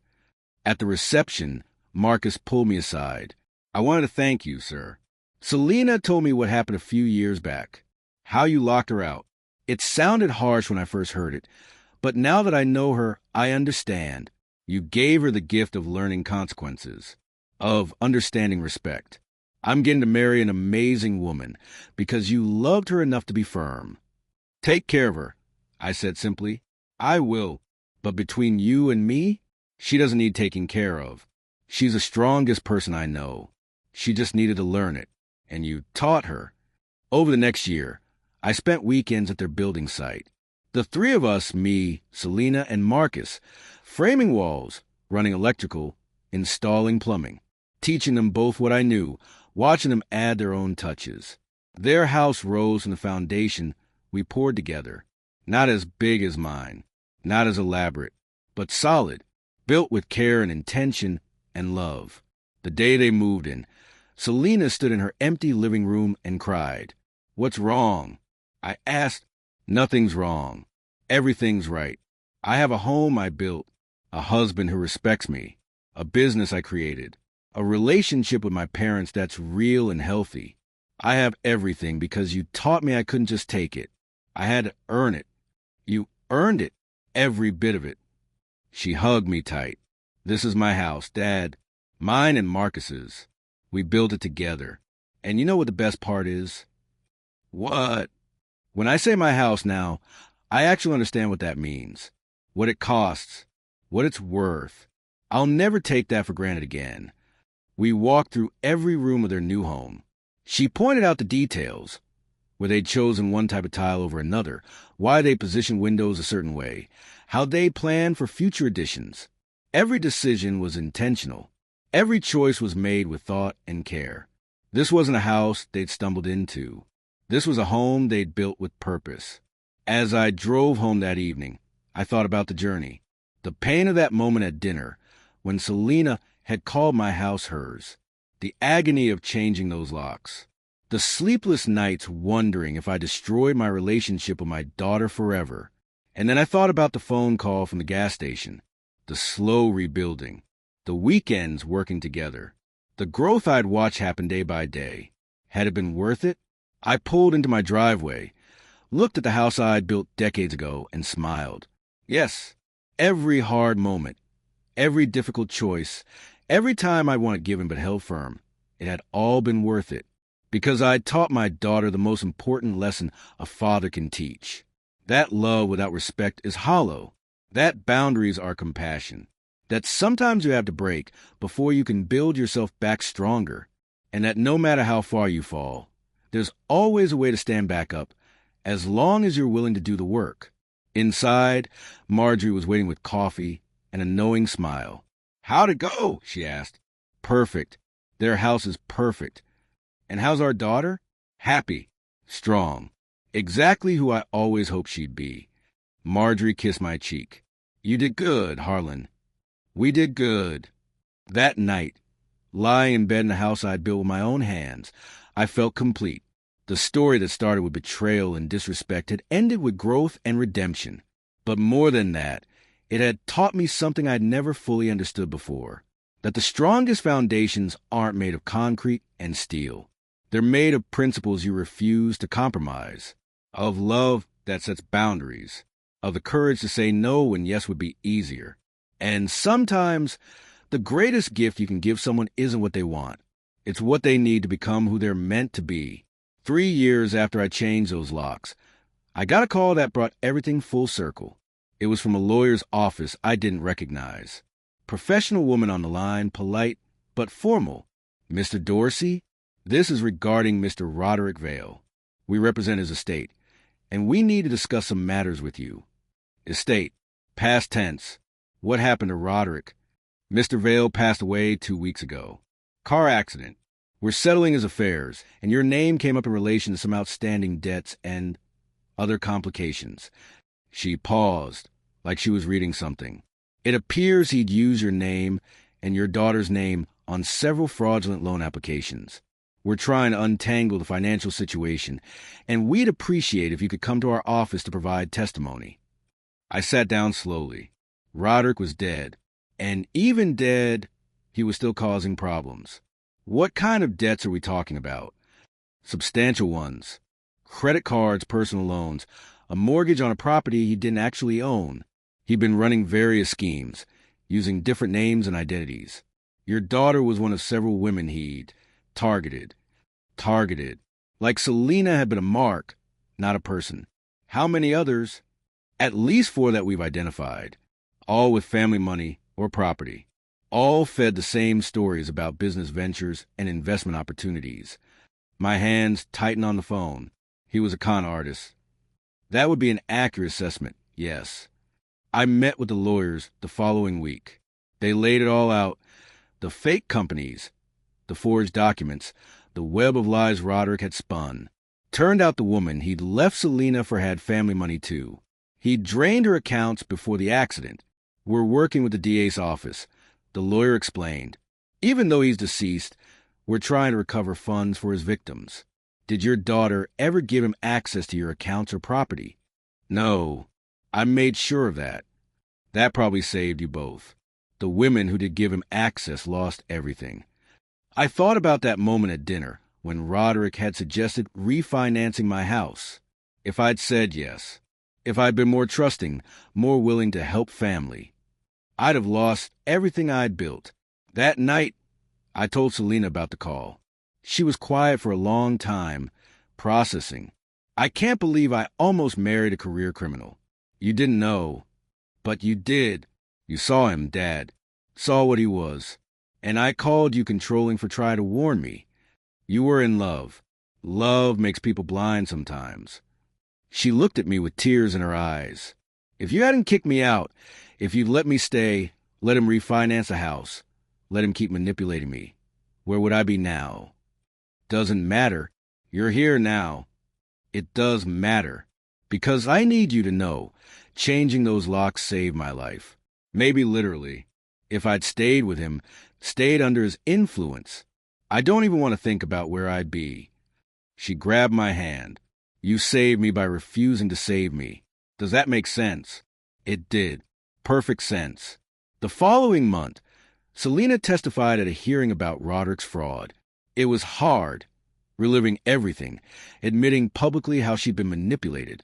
But she did it, stood up straight, told the truth, helped other women get some justice. Afterward, one of the other victims approached her, woman about her age, similar story. Thank you for speaking up, the woman said. I thought I was the only one stupid enough to fall for his lies. We weren't stupid, Selena said firmly. We were trusting. He was a professional liar. There's a difference. They exchanged information, and Selena later told me she started a support group. Women who've been financially abused by partners, learning how to rebuild their lives and finances. You taught me how to build with wood and nails, she said. Now I'm teaching other women how to rebuild their foundations after someone knocked them down. I'd never been more proud. That spring, Marcus and Selena announced they were expecting a baby. A girl. Selena said, beaming, "We're naming her Harper, and Dad want to ask you something." "Anything. Will you teach her? Like you taught me?" "Not just carpentry. All of it. The values, the work ethic, the understanding that anything worth having takes effort." "Of course. But you'll teach her too." "I will. But I wanted to learn from a man who taught me what it means to stand on your own, who showed me that love sometimes means saying no, who built not just a house, but a legacy. When Harper was born, I held her in a hospital and made her the same promise I'd made Selena decades earlier, that I'd do everything in my power to give her a strong foundation. But this time, I understood what that meant. Not just providing, not just giving her everything she wanted, but teaching her the difference between gifts and earning, between love and enabling, between helping and hovering. One afternoon when Harper was 6 months old, I was building a crib in their nursery. Selena sat in the rocking chair, nursing the baby, watching me work. "Do you ever regret it?" she asked quietly. "That night you changed the locks. All the pain it caused." I set down my screwdriver, thought about it. I regret that it had to happen. I regret that you had to go through everything with Roderick. I regret the months we lost, the hurt we both felt. But I don't regret the decision, because look where we are now. Look at who you've become. You're strong, independent, grounded. You have healthy boundaries. You know your worth. Would you have learned any of that if I'd let you stay? If I'd enabled the disrespect?" She looked down at Harper, stroked her tiny head. "No, I'd still be entitled, still be waiting for life to give me things instead of building them myself. I'd be teaching her all the wrong lessons." "Exactly. But it hurts so much. When you changed those locks, I thought my life was over. I thought I'd lost everything. My home, my father, my self-respect. You had to lose those things to find them for real." She nodded slowly. "I'm going to tell Harper this story someday, when she's old enough. I'm going to tell her about the grandfather who loved her mother enough to let her fall, who taught her that hitting bottom isn't failure, it's foundation." My throat tightened. That's the best compliment you could give me. The years that followed were good ones. Harper grew up in a house filled with love and respect. When she was 4, I taught her to hammer her first nail. Supervised, safe, but letting her do the work herself. When she made mistakes, we didn't fix them for her. We showed her how to fix them herself. When she wanted something, we taught her to save, plan, and work for it. Everything I'd learned from my mistakes with Selena, we applied with Harper. And I watched my granddaughter grow up with something I'd accidentally denied my daughter for too long, the understanding that she was capable. One Saturday when Harper was 7, we were working on a birdhouse together in my garage. She was concentrating hard, tongue between her teeth, trying to get a screw in straight. "Papa?" she asked. "Yeah, sweetheart." "Mommy says you're the one who taught her to be strong, that you did something hard because you loved her." I glanced at Selena, who was watching from the doorway with a knowing smile. "That's true," I said carefully. "Sometimes loving someone means doing things that are hard, things that hurt at the time but help them grow." Harper thought about this, still working on her screw. "Like when Mommy makes me clean my room, even when I don't want to?" I laughed. "Yeah, kind of like that. Or when Daddy says I have to finish my homework before screen time?" "Exactly." She finally got the screw in, looked up at me with those bright eyes, so much like Selena's had been at that age. "I'm glad you love Mommy like that, because she's really good at building things. And she says she learned it from you." "She did. And now she's teaching you. And you're teaching me, too." She held up the birdhouse, crooked and imperfect, but built with her own small hands. "Look, Papa, I made this." "You sure did. And you know what? It's perfect, but it's not straight. Doesn't have to be straight to be perfect. It just has to be yours, built with your own effort and care. That's what makes it valuable." She smiled, satisfied, and went back to work. Selena came over, leaned against a workbench beside me. "Thank you," she said quietly. "For what?" "For breaking the cycle. For not teaching me the same mistakes your parents taught you. For being brave enough to do it differently." I looked at my daughter, this strong, capable woman who'd survived betrayal, rebuilt herself from nothing, and was now raising her daughter with the wisdom she'd earned through pain. We broke it together. I said, "I just gave you the tools. You did the work." That night, after Selena and Marcus took Harper home, Marjorie and I sat on the back porch, the deck we'd rebuilt together, the house that had seen so much pain and growth and redemption. "Do you think about it?" she asked. "That night you changed the locks?" "Sometimes. Less now than I used to." "Any regrets?"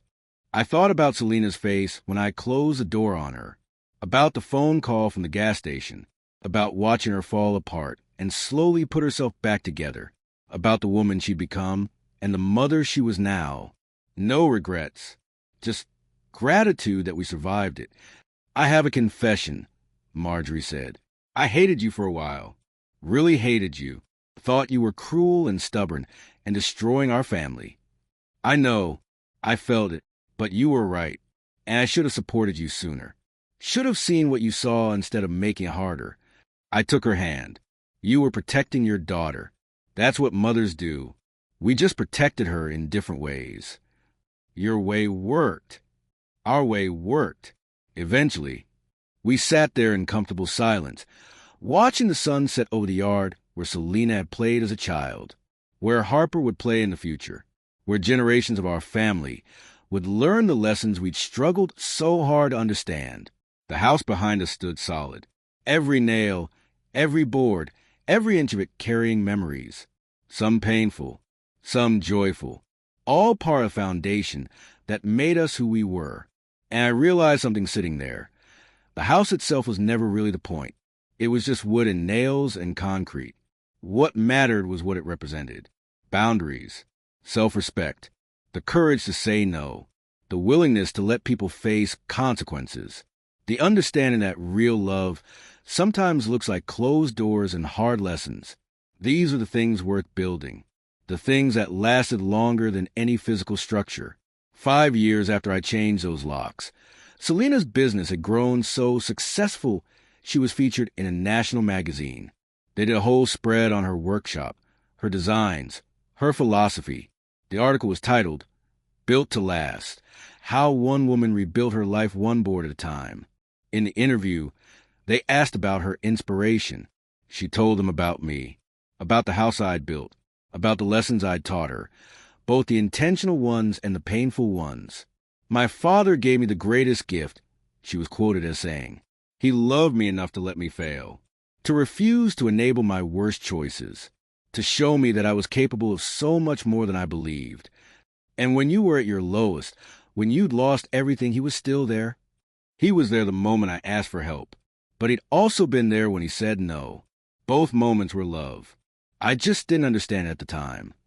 The article ended with a photo of us in my garage, working on a project together.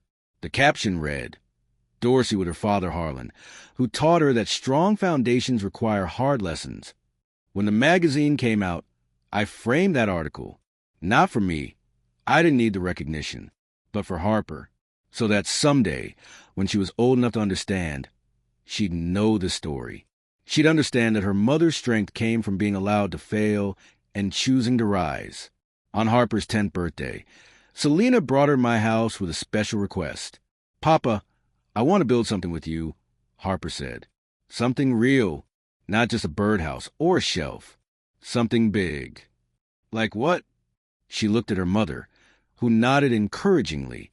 "A treehouse, in the big oak in your backyard. Mommy says you used to talk about building one for her when she was little, but you never got around to it." My chest tightened. I had talked about that, had drawn up plans, even bought some materials. But life got busy, and it never happened. "You want to build the tree house your mom never got?" "I want us all to build it together. You, me, and Mommy. And Daddy, too. A family project." I looked at Selena, saw tears in her eyes. "I think that's a perfect idea," I said. We spent the next 6 weekends building that treehouse.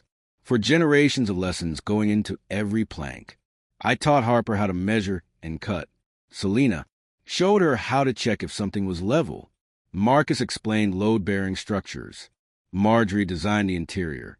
It wasn't fancy, wasn't perfect, but it was solid, built with love and patience and the accumulated wisdom of people who'd learned that anything worth having takes time. The day we finished, Harper climbed up the rope ladder we'd installed and sat in her new treehouse, looking out over the yard. "This is mine," she said with wonder. "I helped build this." "You sure did," I called up to her. "How's it feel?" "Like I can do anything. Like if I can build this, I can build whatever I want." Selena squeezed my hand. "That's the lesson, isn't it? That's what you've been teaching us all along." "What lesson?" "That we're more capable than we think. That we don't need someone to do everything for us.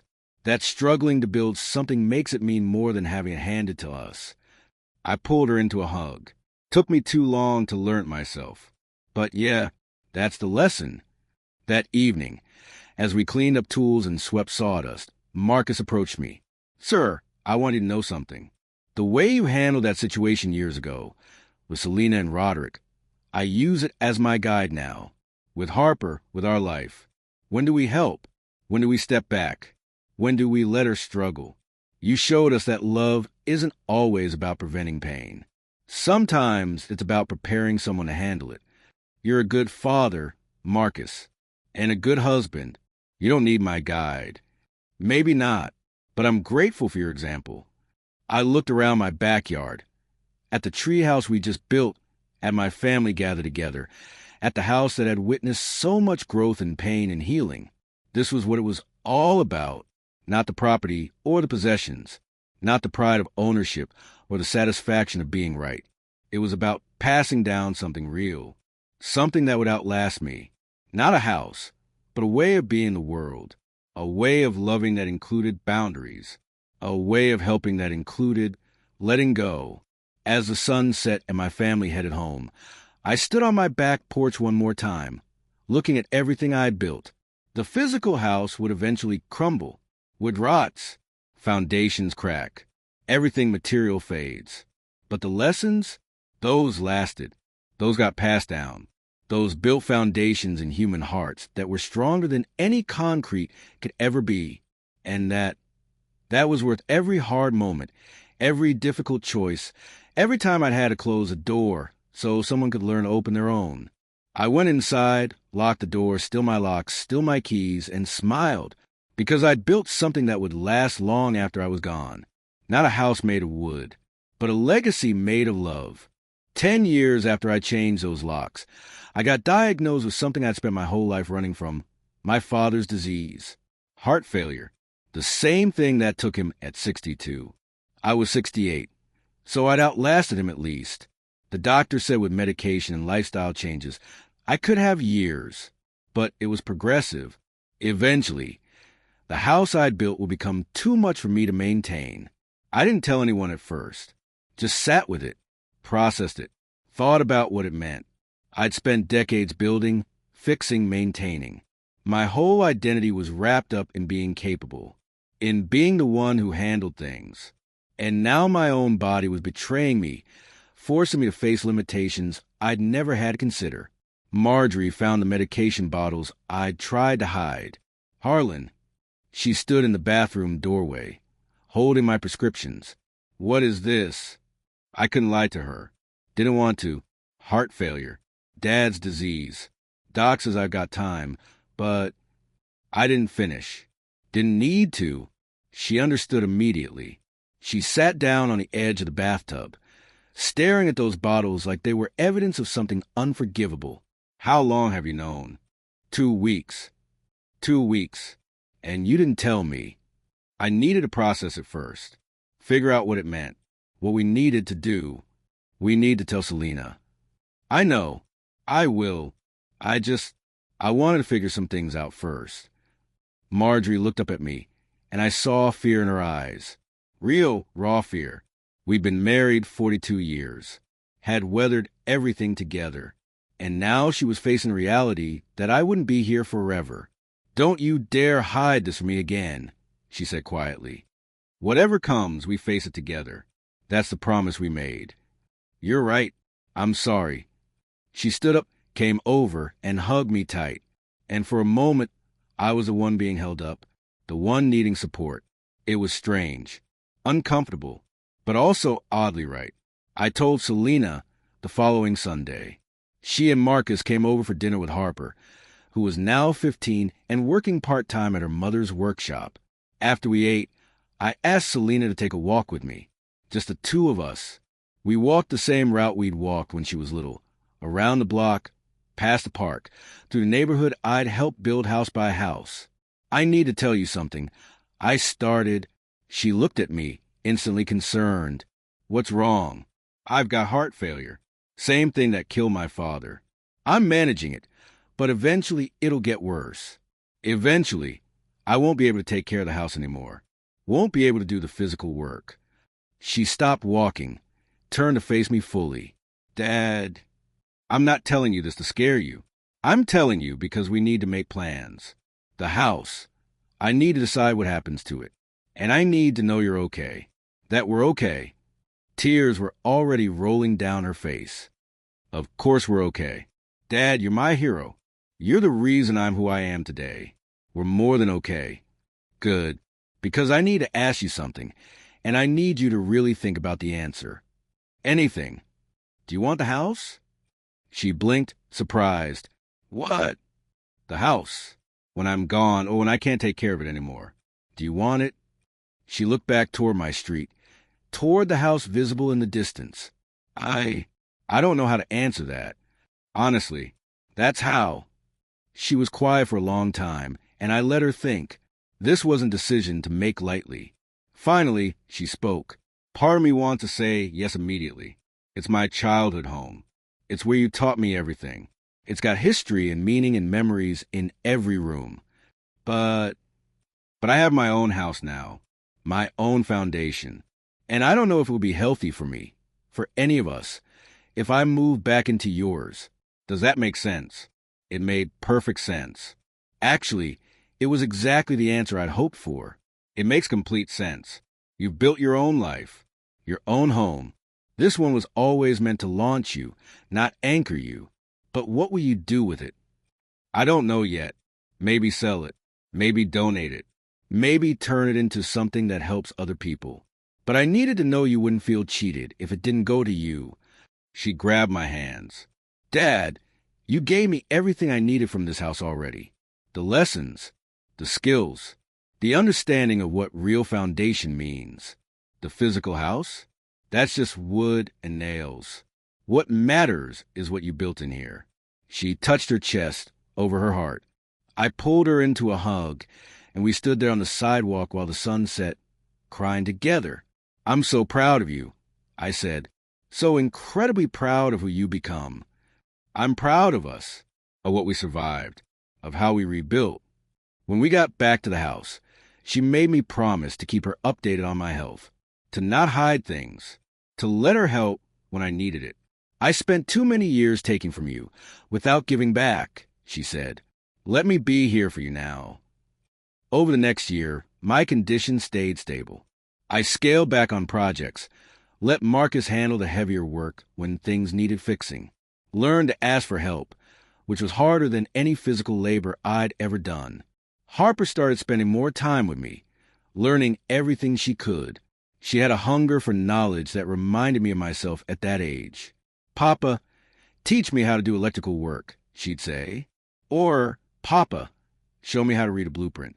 She was building her own foundation, and I was honored to be part of it. One afternoon, we were in the garage working on a table she was building for a room. She was 16 now, confident and capable. Papa, can I ask you something? Always. Mom told me the story, about when you changed the locks, about everything that happened. I set down my sander. What did you think when you heard it? Honestly, at first I thought it was harsh. Like, that's your daughter. How could you lock her out? And then I thought about who my mom is now, how strong she is, how she teaches me to work for things, to respect other people's boundaries, to understand my own worth. And I realized she's that person because you loved her enough to let her fall. She looked at me with those serious young eyes. That's real love, isn't it? Not the kind that protects people from everything, the kind that prepares them for anything. Yeah, sweetheart, that's real love. I hope when I have kids someday, I'm brave enough to love them like that. I pulled her into a side hug. You will be, because you've got your mom's strength and your grandfather's stubbornness. Your kids won't stand a chance. She laughed, and we went back to work. 2 years after my diagnosis, I made a decision about the house. I called a meeting with Selena, Marcus, and Harper. Marjorie already knew. We discussed it at length.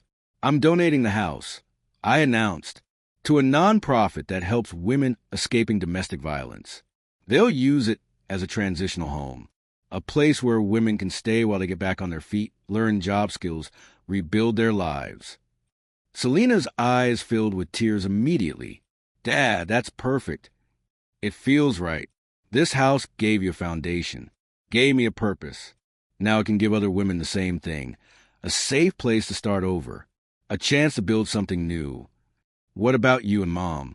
We're buying a smaller place, something manageable. One story, less maintenance. Your mother's been wanting to downsize for years anyway. Marcus nodded approvingly. That's generous, sir. Really generous. It's not generosity. It's gratitude. This house taught me everything I needed to know about love and boundaries and letting go. Seems right to let it keep teaching those lessons to people who need them. Harper spoke up quietly. Can I help?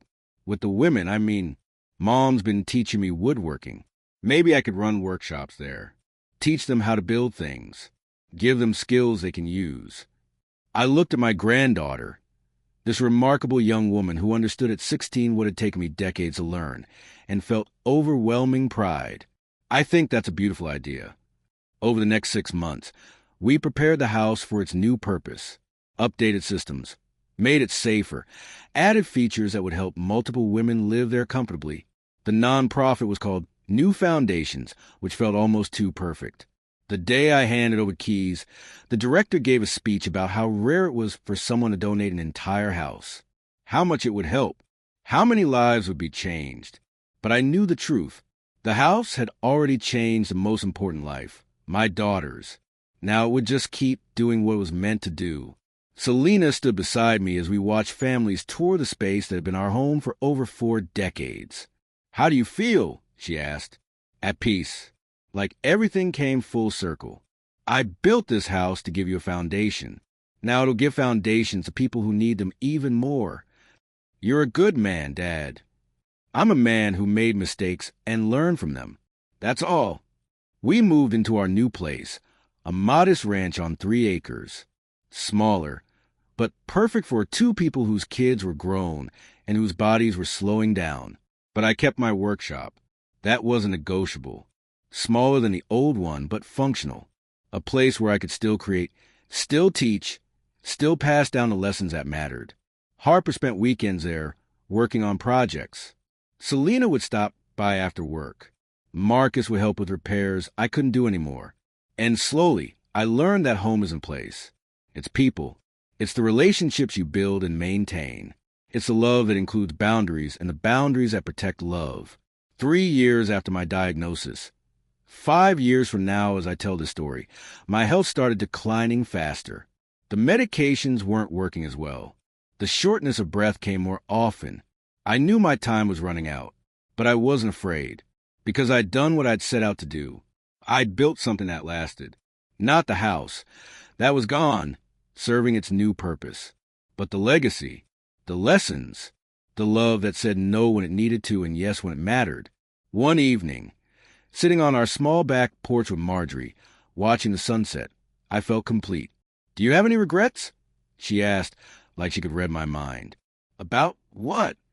Everything. The locks. The hard years with Selena. The fights. The pain. I thought about it. Really thought. No. Because all of it, the good and the bad, it built us. Built her. Built this family into something real. Something honest. I'd go through it all again if it meant we'd end up here. She leaned her head on my shoulder. Me too. And in that moment, I understood something I've been chasing my whole life. Success isn't about what you build with your hands. It's about what you build in the hearts of the people you love. And by that measure, I was the richest man alive. The call came on a Tuesday morning, 6 years after my diagnosis.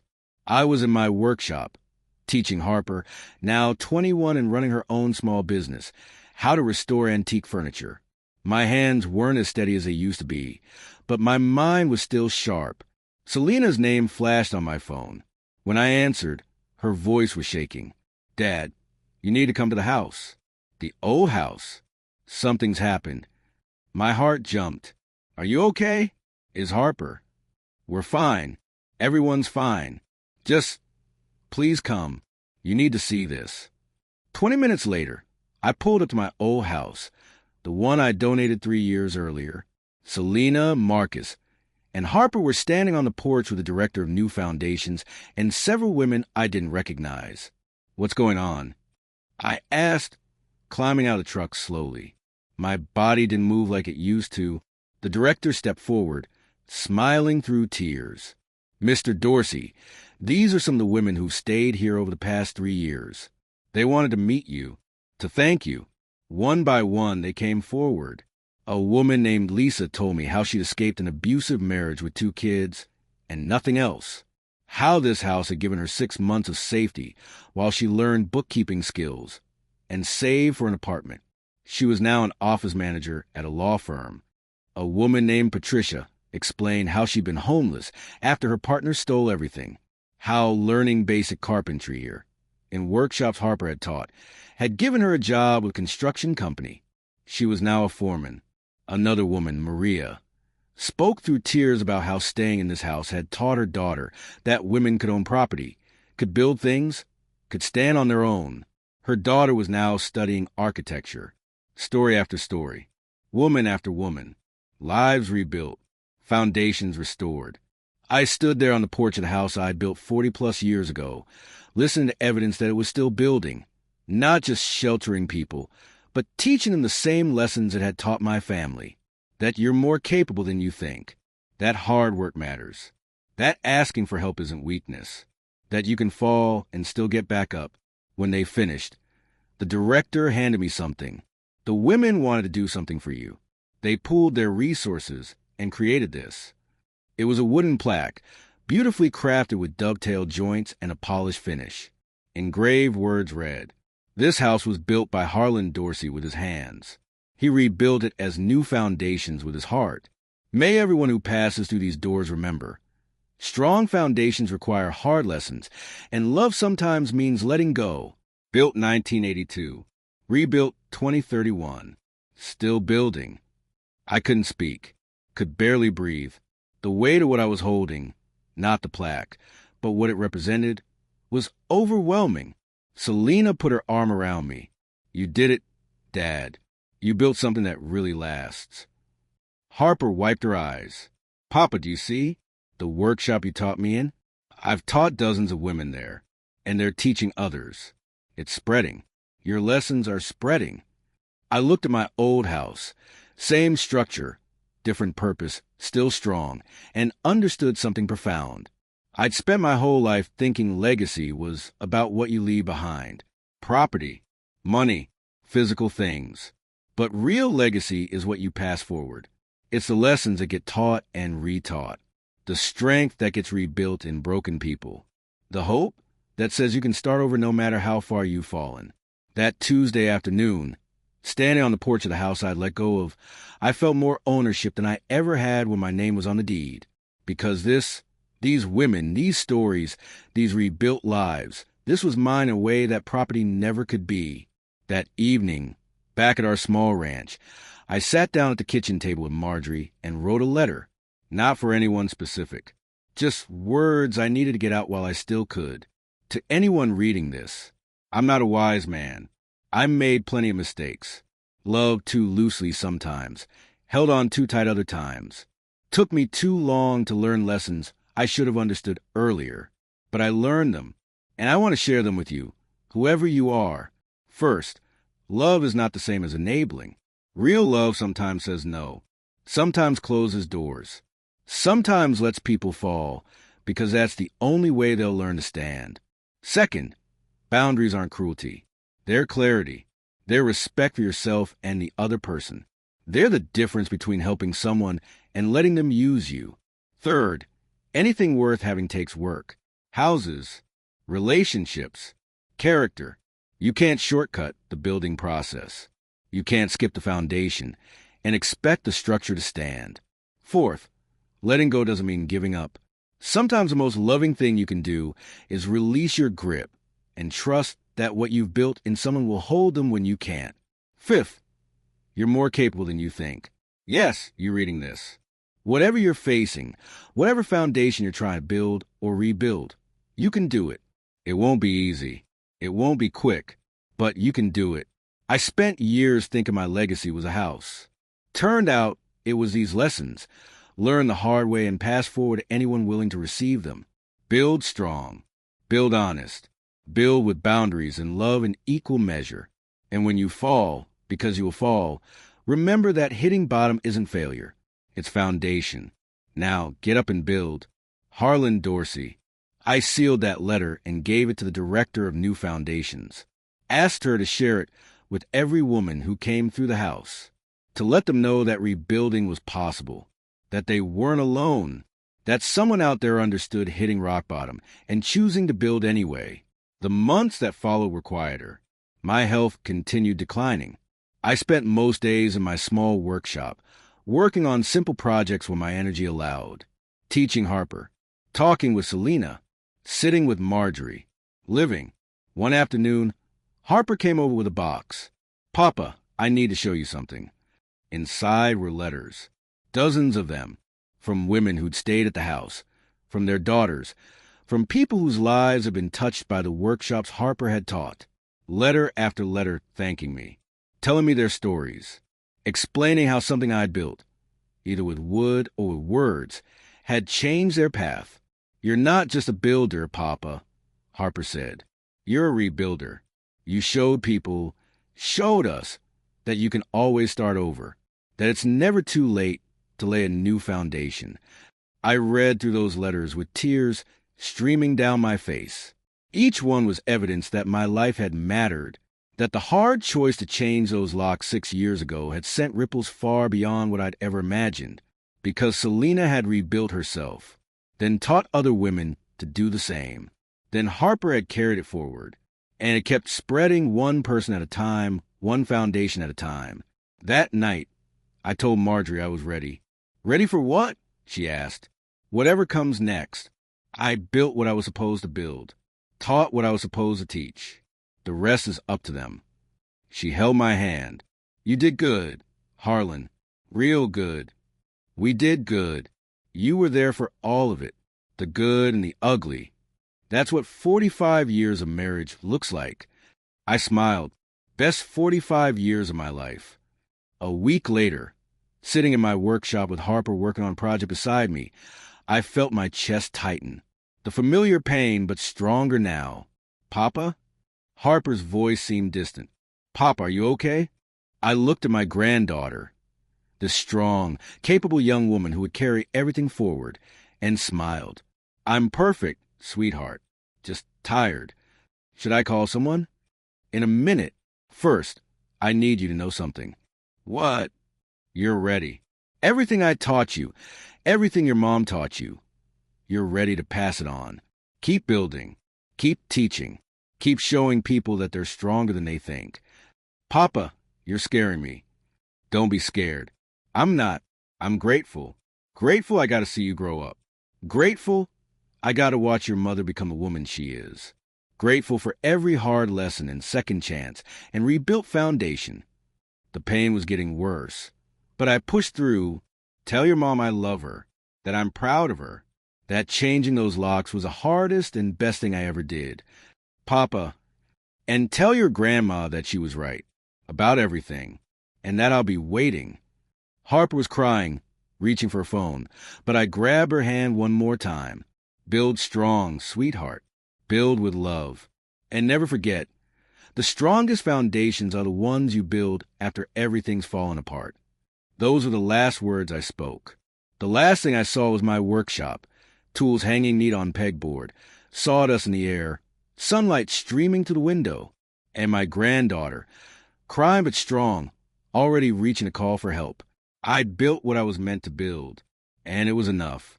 They scattered my ashes in the backyard of the old house, now new foundations. Selena said it was what I would have wanted, to become part of the foundation I'd laid all those years ago. She was right. At the memorial, women I'd never met spoke about how my story had changed their lives, how learning that even strong men could admit mistakes and set boundaries had given them permission to do the same. Harper read the letter I'd written. Her voice didn't shake once. And Selena stood in front of everyone and told the whole story. The disrespect, the locks, the phone call from the gas station, the slow rebuilding. All of it. My father taught me that love isn't permissive, she said. It's principled. He taught me that sometimes the most loving thing you can do is refuse to enable someone's worst choices. He taught me that I was capable of so much more than I believed. She held up a key, one of the new ones from that day 6 years ago when everything changed. He changed these locks because he loved me, because he saw who I could become and refused to let me settle for less. And because of that one hard choice, dozens of women have found new foundations. Hundreds of lives have been touched. And generations will carry forward a lesson that hitting bottom isn't the end. It's where you start building something real. She put the key in a shadow box along with a photo of me in my workshop, hammer in hand, sawdust in my hair. This is my father's legacy. Not a house, not property, but the understanding that sometimes you have to break before you can build. And that's okay, because broken things can become foundations for something stronger than what was there before. The shadow box now hangs in the entry of new foundations, where every woman who walks through those doors can see it. Can see that man with calloused hands and stubborn love who built something that lasted. Can read the plaque underneath. Harlan Dorsey, 1961 to 2037. He built foundations that rebuilt lives. And maybe, just maybe, they'll understand that they can too. So that's my story. The story of a father who loved his daughter enough to lock her out, who learned that boundaries are love, who discovered that sometimes the hardest thing and the right thing are the same thing. I'm not here to tell you what to do with your own family, your own struggles, your own boundaries. But I'll tell you this. If someone in your life is disrespecting you, using you, treating your generosity like entitlement, you don't have to accept it, even if they're family, especially if they're family. Because real love doesn't mean letting people walk all over you. Real love means showing them they're capable of standing on their own. And sometimes, the greatest gift you can give someone is refusing to save them from themselves. My name is Harlan Dorsey. I built a house that became a home, that became a foundation for dozens of lives. But the real thing I built a daughter who learned she was strong enough to stand alone. And that legacy will last long after the house crumbles to dust. Build strong. Build with boundaries. And never forget, you're more capable than you think. Thank you for listening to my story. If it resonated with you, if you've been in a similar situation or learned something from my experience, please subscribe to this channel and turn on notifications. We share stories like this regularly. Real people, real struggles, real growth. And your comments, your own stories, inspire others who are going through similar situations. Have you ever had to set a hard boundary with family? Have you ever been where Selena was, or where I was? Share your thoughts in the comments. Your story might be exactly what someone else needs to hear today. Until next time, remember, the strongest foundations are built on lessons learned the hard way. And sometimes, love looks like a closed door and a chance to finally stand on your own.